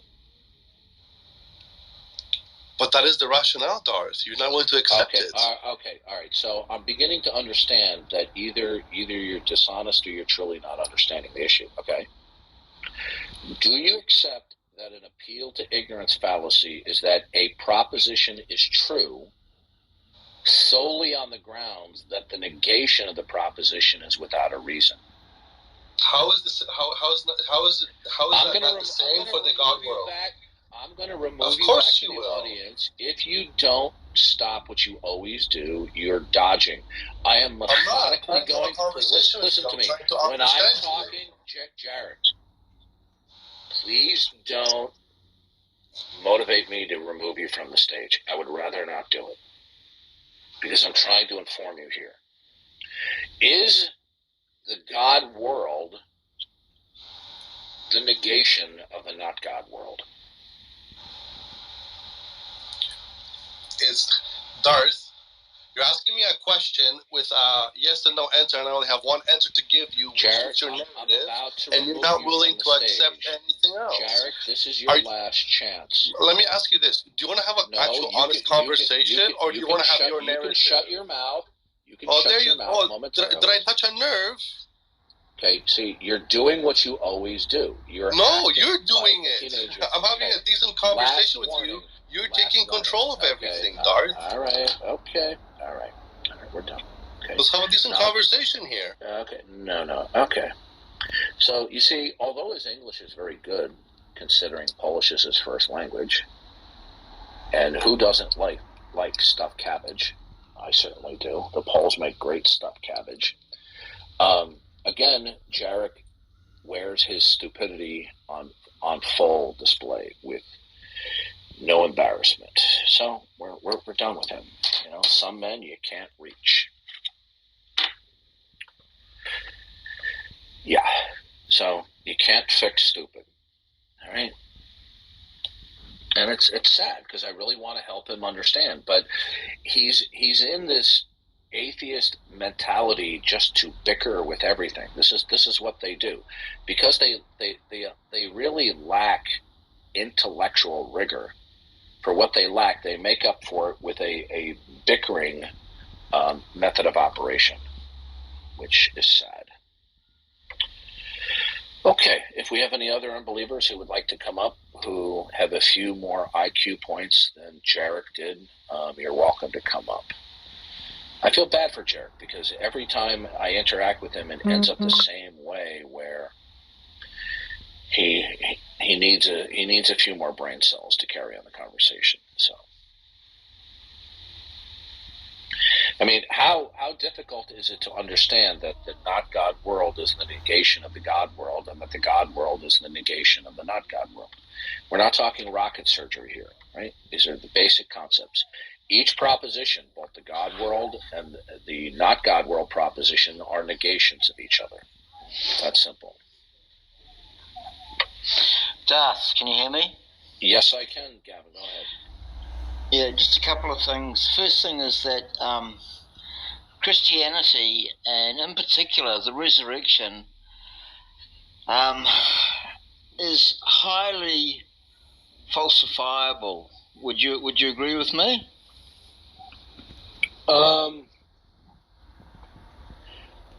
It would depend on the context within the question is being asked. In one sense, falsifiability is only a viable concept if and only if God exists with a specific character set that only the Christian God has. In another sense, if I were to humor an unbeliever's position by saying, well, if we were to find the dead body of Jesus, then we will have falsified Christianity. But then here's the problem. If Jesus Christ is not who he said he is, and the Christian worldview is not true, there won't be left standing a worldview for affirmation, denial, verifiable, or falsifiability are feasible. Okay?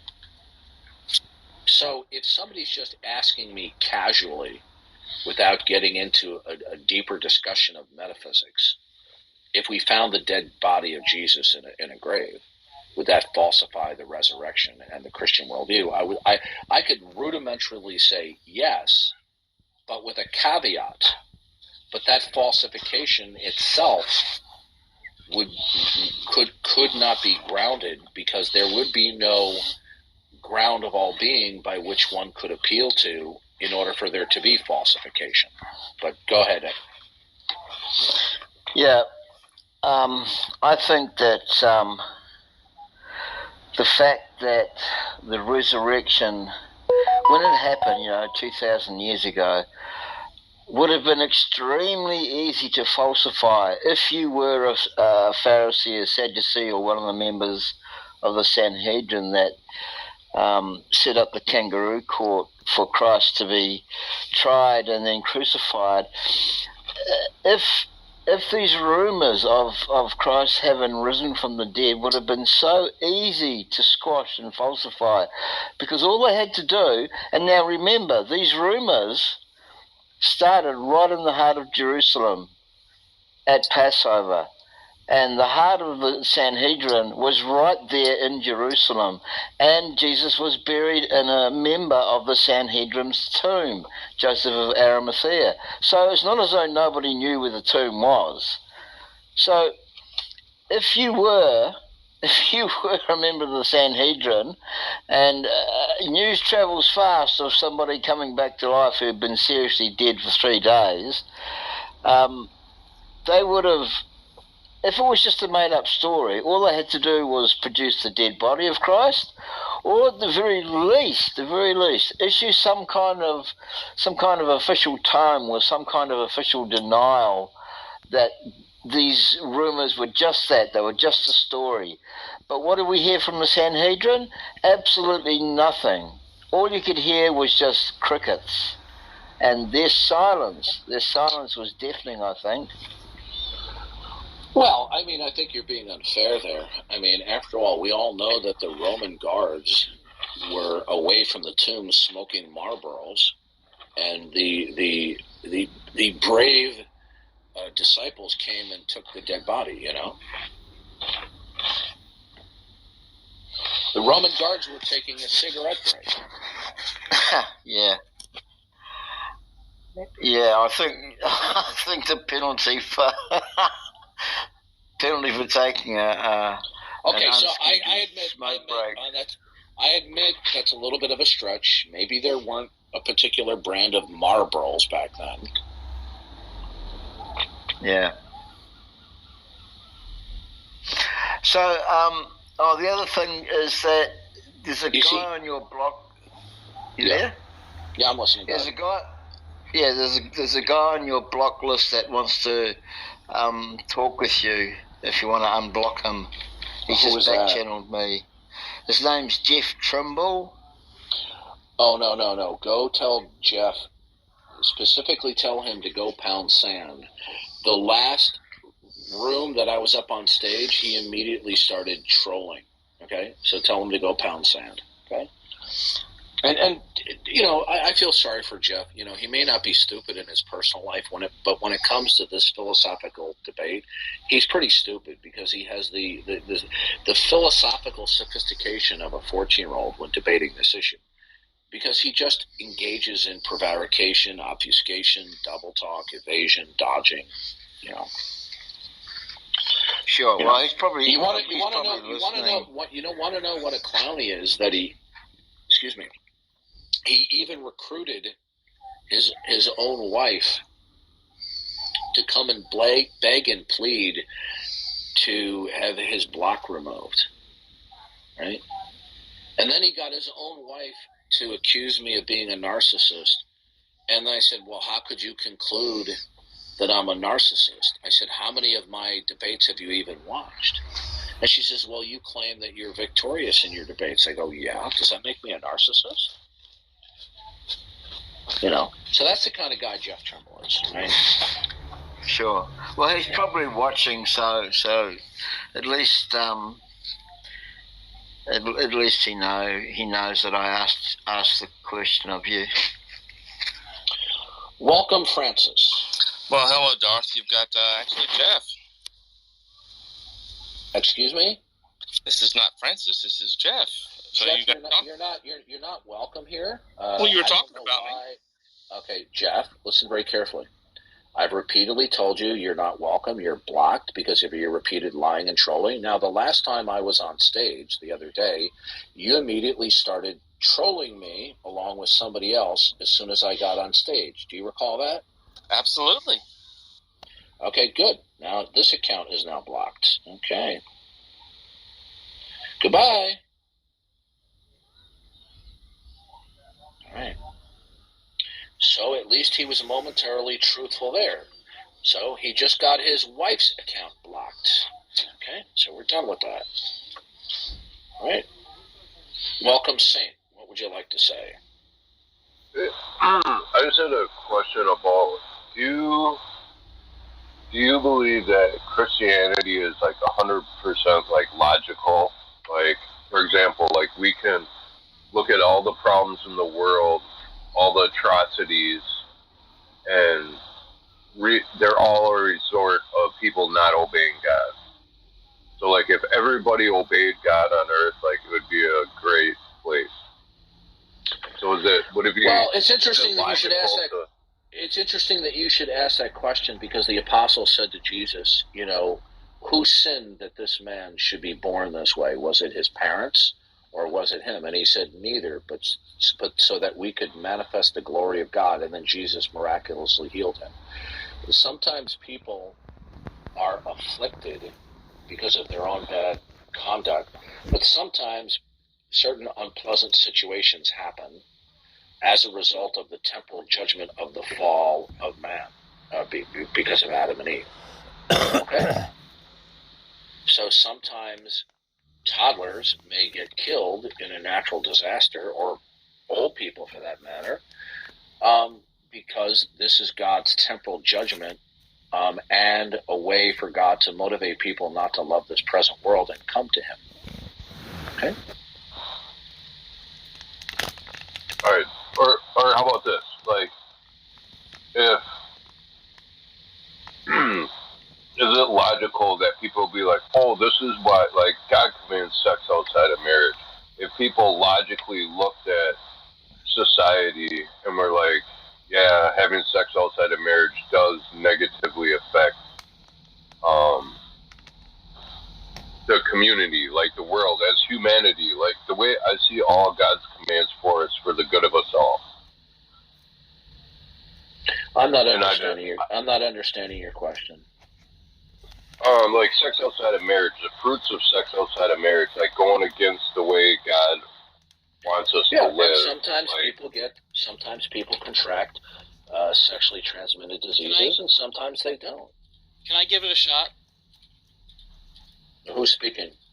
McGruber, to rephrase his question, to repackage the question in a way that might make more sense to you. Well, that's up to him. Yeah, I just 100% see that everything that God commands us to do is for the good of us all. And to me, it's just 100%. Like, that's how I came to faith. I was incarcerated. Well, God's commands are to fulfill his overall purposes in his redemptive history. Okay? So for example, Jesus himself said it would have been better if Judas had not been born at all. Okay? It would have been better for him. But the point is, what God permits throughout the course of human history is to fulfill his overall purpose in redemptive history. Whether or not we can understand everything to its fullest. And we're not in a position to question whatsoever what God allows. Like, what if somebody that I love is terribly murdered? I may be distraught, I may be upset over that, but I'm not in a position to call God or indict God for malfeasance or wrongdoing, because he didn't directly intervene, and he permitted that.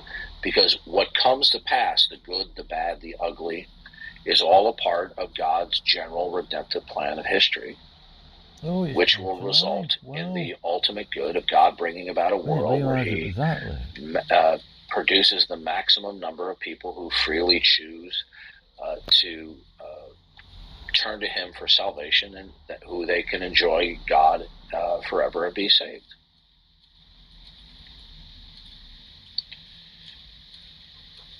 Amen. Yeah, I just see everything like when you lie to somebody, it's not good. Like when we love others, it's good. When we forgive others, it's good. Like all of his commands, like even in the New Testament, like confess your sins to your brothers. Like when in my life, when I was actively doing that, getting rid of my flesh, like denying my flesh, like it helped big time. And I was on depression meds and anxiety. They labeled me a schizo. And I was reading the Bible and it came across, like, think upon things that are righteous, holy. And I started transforming my thinking by, whenever I'd have a bad thought, I'd thank God for something different and think about something good that I was thankful for.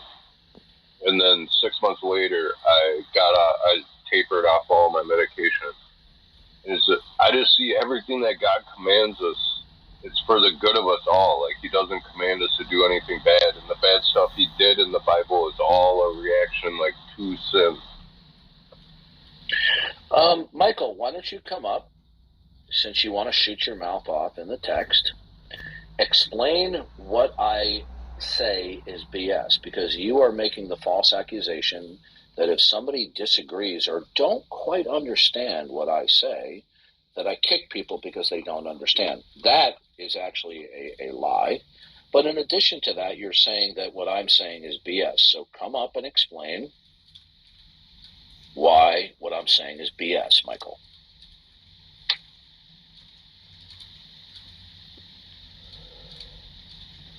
You have to unmute your microphone, Michael.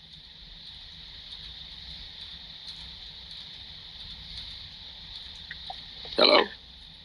Yeah, go ahead. So you No, have, I said I just don't quite understand your philosophy speak. And I'm quite sure 85% of the people don't.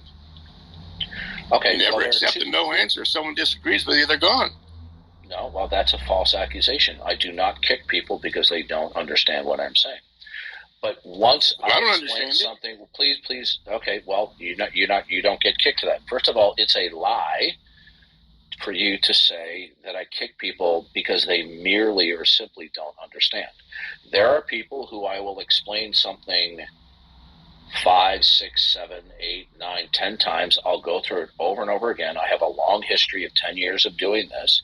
And once it's been clearly explained to somebody, the issue is not that they don't understand, is that they don't want to understand. They're purposely playing dumb, and I have no patience for people who are playing dumb.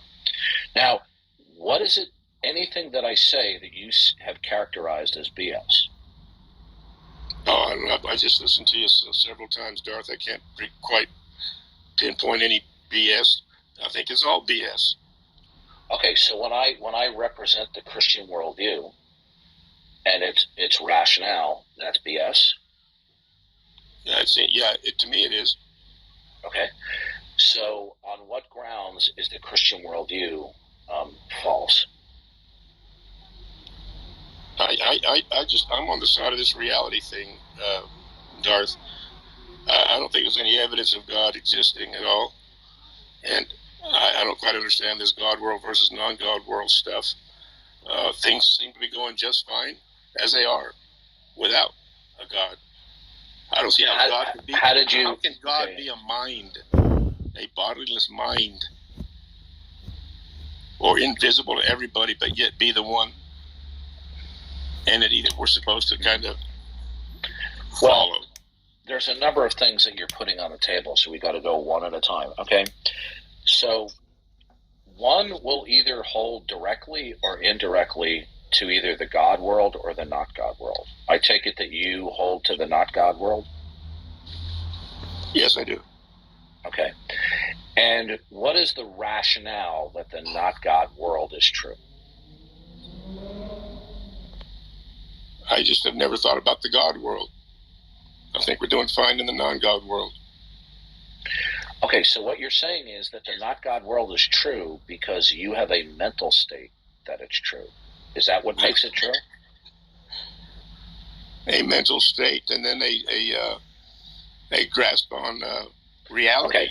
Okay. So that yeah. Well, first of all, in the God world, all facts would, by necessity, ultimately derive and depend upon God, both chronologically and contemporarily. In the not God world, all facts would exist without the necessity of ultimately deriving and depending upon God. So do you understand the relationship that facts have no. with or without God? No, sir.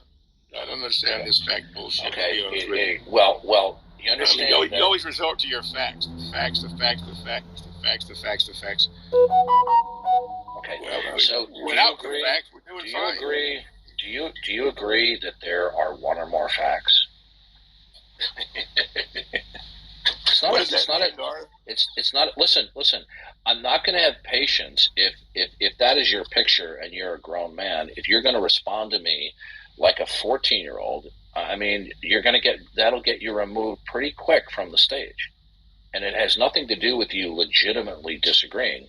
It's that you're just playing a little game. I'm asking you a legitimate question. Surely, for example, did you eat today? Yes, sir. Okay, so it's true that you ate today, right? Absolutely true. Okay, now, do you consider it a fact that you ate? Yeah, Darth, it's a fact I ate, buddy.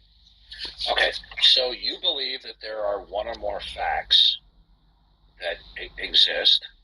Now, you have a notion about facts around you. I have a notion about facts.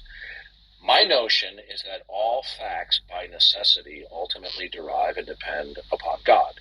You have a notion that is the opposite, that all facts simply exist without the necessity of referencing the necessity of God.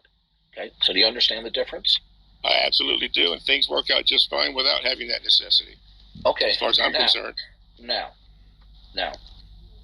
when you hold that there is a world with innumerable facts and that they exist. See, here comes all the bullshit. No, here comes all the bullshit. Okay, listen, are you going to act like a teenager, or are we going to have an No, adult Darth, conversation? I'm not acting like a teenager. Okay, Just goodbye. That's my fact. Goodbye. Okay, here we go. We got another ignoramus, knuckle-dragging, troglodyte atheist who, because they don't want to go through a step-by-step analysis. Here we have a grown man, looks like he's old enough to be a grandpa, resorting to the mental antics of a snot-nosed 14-year-old at the cafeteria table who didn't take his morning Adderall. Okay? And he was warned several times.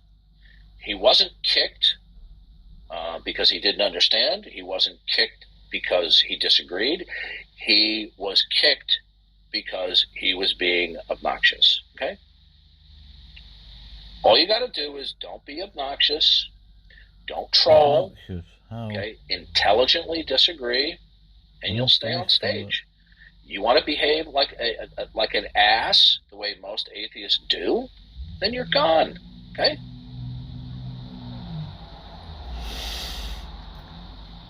That's simple. Okay, let's see.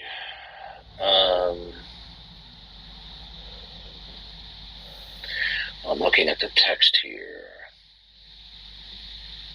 Trying to find that quote.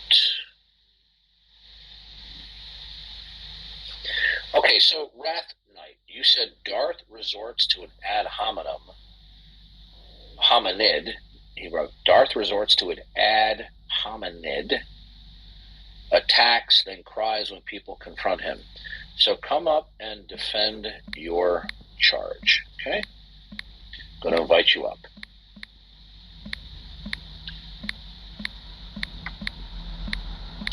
Waiting, Wrath. Come on up.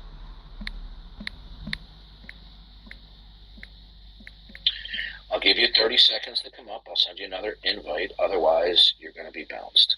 Okay? Okay. Make your case. You call people names all the time. Yeah, you did it to Jeff just now. Yeah, you're interrupting, Darth. You're interrupting, Darth. I am. That's not. You're interrupting, Darth. I am. That's not an ad hominem. You're interrupting, Darth. Yeah. Did you hear what I said? I did, but you're interrupting me as well. What is an ad hominem? By the way, you wrote ad hominid. Okay. I corrected it if you actually read the chat and you used my name wrong, because you can't read. What is it, Wraith? Thank you, that's better. Okay, so Wraith. Okay, is insulting somebody an ad hominem? When you attack their character, yes, it's called poisoning the well, and it's an ad hominem fallacy. No, sir. You are wrong. No, you are wrong. I can quote to you William Lane Craig. William Lane Craig. I don't care what William. That's appeal to ignorance. Appeal to. Did you not ask me not to interrupt you?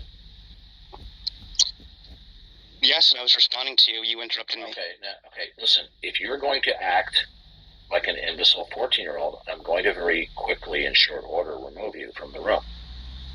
Okay? I would rather not do that. Now, I've heard you say that. Yes. Look, listen, if you're going to troll me, I'm going to give you one more warning. I strongly suggest you try not to poke the bear, okay? Because I will boot you from the room, not just move you back to the audience. Now, William Lane Craig was confronted in this very similar situation where he insulted certain atheists, and he was questioned about this. And he said, insulting somebody may be considered impolite or rude, but it doesn't ipso facto constitute an ad hominem. An ad hominem is that a person's line of logic is wrong due to their bad character. And that is not what I said about Jeff. I didn't say that he was wrong because he was a troll. I just simply said he's a troll. Okay? So I could not have possibly have committed an ad hominem about Jeff. Okay? Did you ever hear me say that he was wrong about his reasoning because of his bad behavior?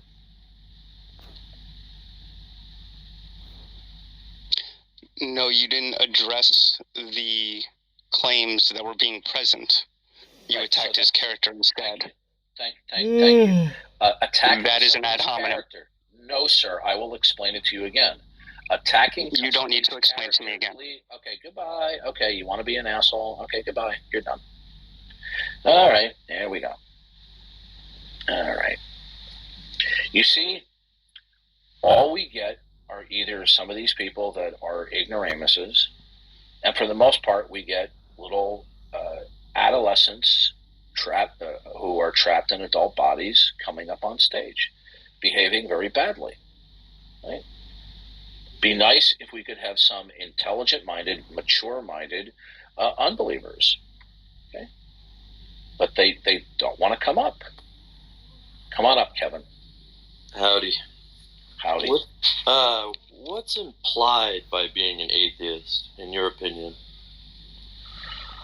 According to a perusal of all of the reference works, dictionaries, encyclopedias, and philosophical encyclopedias and dictionaries, atheism is the denial that there are no gods. Or excuse me, it is the stipulation there are no gods.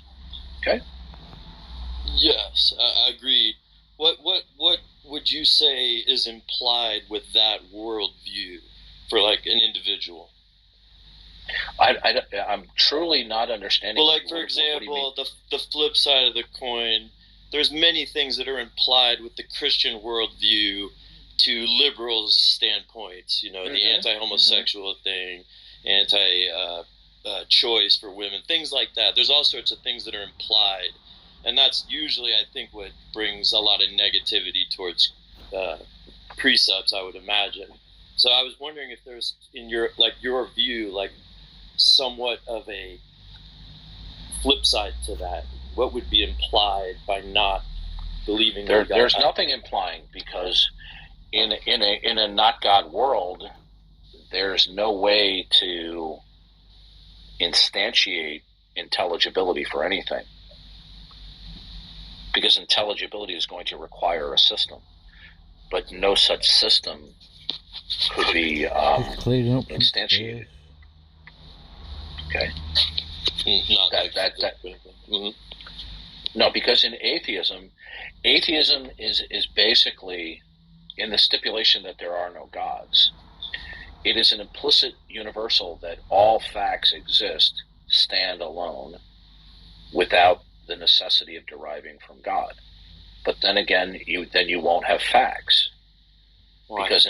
Why? Because facts require a philosophy of factness, and a philosophy of factness is going to require a metaphysic or a worldview, without which there couldn't be a philosophy of factness. Without a philosophy of factness, you can't have facts. So atheists, when they feel that they are in no need of God, when they then go on to invoke facts, whether they're putative or not, the facts are uninterpretable on a grand scale. So for example, suppose I said, what if I said to a child that rabbits have wings? Okay? Okay.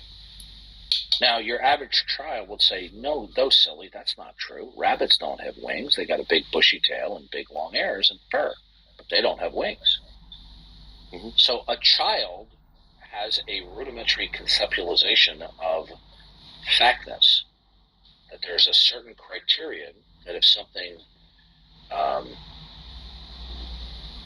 is said to be a fact, that it has to meet up to a certain level of criterion. So, for example, if I said to a child, dogs have tails, right? Mm-hmm.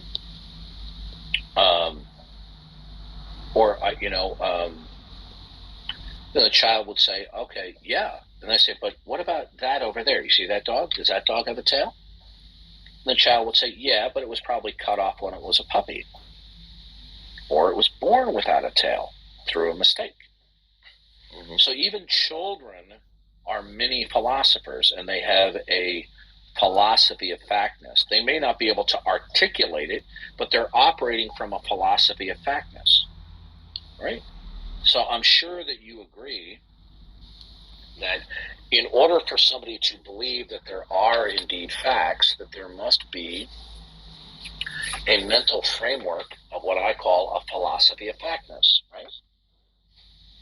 Sure. And there can't be a sustainable philosophy of factness unless you have a worldview that provides for that. So the children's would be an example of a non-sustainable version of that. No, I wouldn't agree with that. I would say that insofar as the way that they reason and they have an ability to articulate, they would have a rudimentary view of a worldview. It may be incomplete, but they have an ontology. Even children have an ontology. Okay, but the ones that don't believe in God.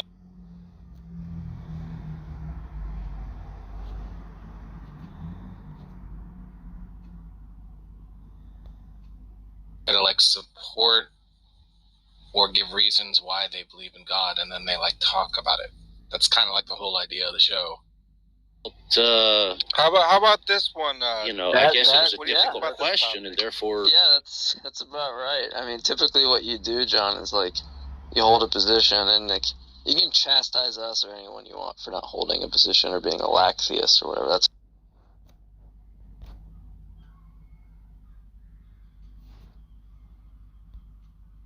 Oh, okay. Perceived implications. Right. So the implication that follows from that, from a Christian perspective, is that once somebody rejects the self-disclosure and revelation of God for himself in creation and through human history, then when they speak and they start uttering facts or propositions, there's not going to be a sustainable, defensible model of reality by which they can ground the actuality and intelligibility of facts. So to understand what I'm saying is you need to understand it juxtaposed to the Christian worldview. The dilemma that the atheist faces is that in the Christian worldview, whatever is, can be, or cannot be is only what it is in virtue that it originates and is sustained by the mind, the purpose, and the plan of God. Okay? Now that's definitionally true within the Christian worldview. One need not accept that it is ontologically true, but any particular state of affairs, any particular or state of affairs, any fact is what it is, can be or cannot be by virtue of the purpose and the plan of God. So that means within the Christian worldview, since it is the mind of God that determines what any given fact is within his overall plan, that means that God is the first interpreter, right? Within the Christian worldview. Okay. And so there cannot be any actual or coherent or intelligible interpretation of any fact within the Christian worldview that refuses to acknowledge that something is what it is by virtue of it deriving from and being commensurate with the mind of God. So in the Christian worldview, God is the first interpreter, and man is a secondary interpreter. And to the degree that we interpret things that is in keeping with the mind of God and his interpretation, then that interpretation is actual, viable, and intelligible. But in atheism, getting back to what is the implication, there's no metaphysical grounds for interpretability. Now, when an unbeliever hears that, they have a knee-jerk reaction and will say, that's stupid. I can give an interpretation of the grass blowing in the wind, or whether pizza is better with sausage or pepperoni. See, the mistake that they're making is they're not following the interpretation to its logical conclusion, which is nowhere. But don't we, atheists and believers, share the same facts? We both... The facts are the facts, regardless. Well, what we share is common ground because we're both in God's world, and hence there can be facts. What we don't share is that the atheist has a cognitive dissonance, whereupon he believes that facts can and do exist and do not require for there to be facts and for them to be fundamentally interpretable, that they derive and depend upon the mind of God. Excuse me. Why is that cognitive dissonance? Why? I mean, I don't feel...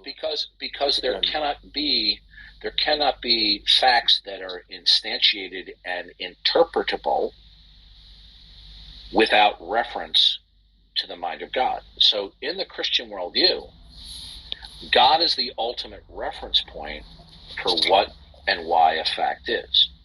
Now, in the atheist worldview, when I accuse them of having cognitive dissonance, when they lay claim that they can have facts without reference to the mind of God being the final reference point, then the question remains is, then what is the final reference point that makes a fact, that makes it interpretable? Since it is not the mind, the purpose, and the plan of God, what is the final reference point that will ground and provide an intelligible basis for what a fact is? I mean, are you asking me, or are you just saying in general? Well, in general, and you can answer the question. If you're an atheist and you believe that God is not necessary and that you can have instantiable, I don't know if I said that right, and intelligible facts without referencing the necessity of God, then I want you to explain how there can be facts. Okay? Yeah, that's a heavy question. And I guess, I mean, if I had to just if it is not the mind of God, if it is not the mind, so do you understand that what I'm doing is I'm juxtaposing two worldviews. Right. I'm showing you them. Okay. Now, in the Christian worldview, if you ask a Christian, even if they're not philosophically oriented, right? And I say to a Christian, did God make this world? They go, yeah. I say, okay, you see the rock on the side of the road? Yeah. Say, is that rock there by virtue of God's overall plan of creation and redemptive history? And they're going to say, well, of course. Right? So for them, even though they're not thinking of it in terms of philosophical delineation, they still are recognizing it, if you draw it out of them, that God is the final reference point for why anything is what it is. In terms of its act. Now, when that is disregarded, when somebody does not accept the God of Christianity, that he is the final reference point, and when I say final, I'm talking about both chronologically and contemporarily, right? So when that's rejected, if it is the mind of God is not what makes facts what they are, what is it then that actually grounds what a fact actually is? Its actual and intelligible interpretation. Sure, I think I understand. Now, when we talk about interpretation of facts, people have this notion that an interpretation is just simply a mental state that one has about a proposition. And that's not what I'm talking about. There are plenty of people that have gone into art museums and have come across an exhibit, and we're trying to explain to one another what the actual interpretation of the exhibit is, and then they see the custodian come and take away the bucket of dirty water and the mop, realizing that it wasn't an exhibit. And the whole time, and we've heard of situations like this. Art Deco trash can, sure. Yeah. Okay. So the issue when I say it's uninterpretable, that is not to say that an atheist can't come up with some mental confabulation or mental state about what they think something is. Okay? If that's all we mean by interpretation, then it's undifferentiable from a figment of somebody's imagination. When I'm using the word interpretation, I mean that the mental picture that we have for something actually is commensurate with what it really is, in whole or in part. Okay. So without a final reference point, all right, let me just explain one more thing so you can understand this. Sure. In the Christian worldview, since God is the creator and the first interpreter, that means that in God's world, all facts that are not God are creaturely by category. God is not in the category of being creaturely, but everything else is. So we have the creator, and then we have creatures, whether they're animate or inanimate, rocks or rabbits. Interesting. You just taught me obviously the root word for the word creature. Interesting. Okay, keep going. Sorry. Right. So I'm using the word creaturely. Creature. Yeah, creature. I'm using the word creaturely in to mean anything that is created. Yeah, right? I get that now. Yeah. I was confused for a second, but yeah. So in the Christian worldview, all facts that are not God are classified as creaturely. Now, the only other option, other than there being the creature-creaturely distinction, is that facts will be ultimately brute. In other words, they will be stipulated to exist without an ultimate reference point as to why they exist, either externally or internally. Right? You couldn't substitute the reference point that you use for God with something else that's not God? Without God existing and having a specific character set to ensure that we have intelligibility, the unbeliever who rejects the Christian God and his attribute set is not going to be able to instantiate what the ultimate reference point is.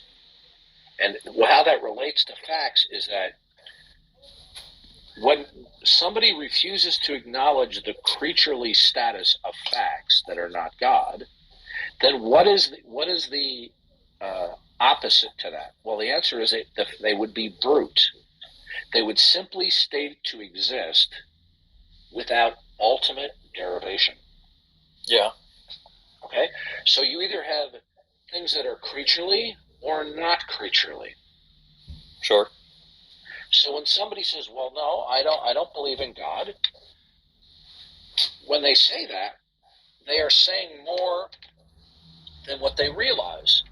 They are actually advocating for the bruteness of all facts. That even if they may say, well, this fact is explained by that fact, and that fact is explained by this fact over here, it doesn't matter that they have concentric rings of proximate explanation. What matters is, what is the final proximate ring of explanation? Sure. Since it's not God, what is it?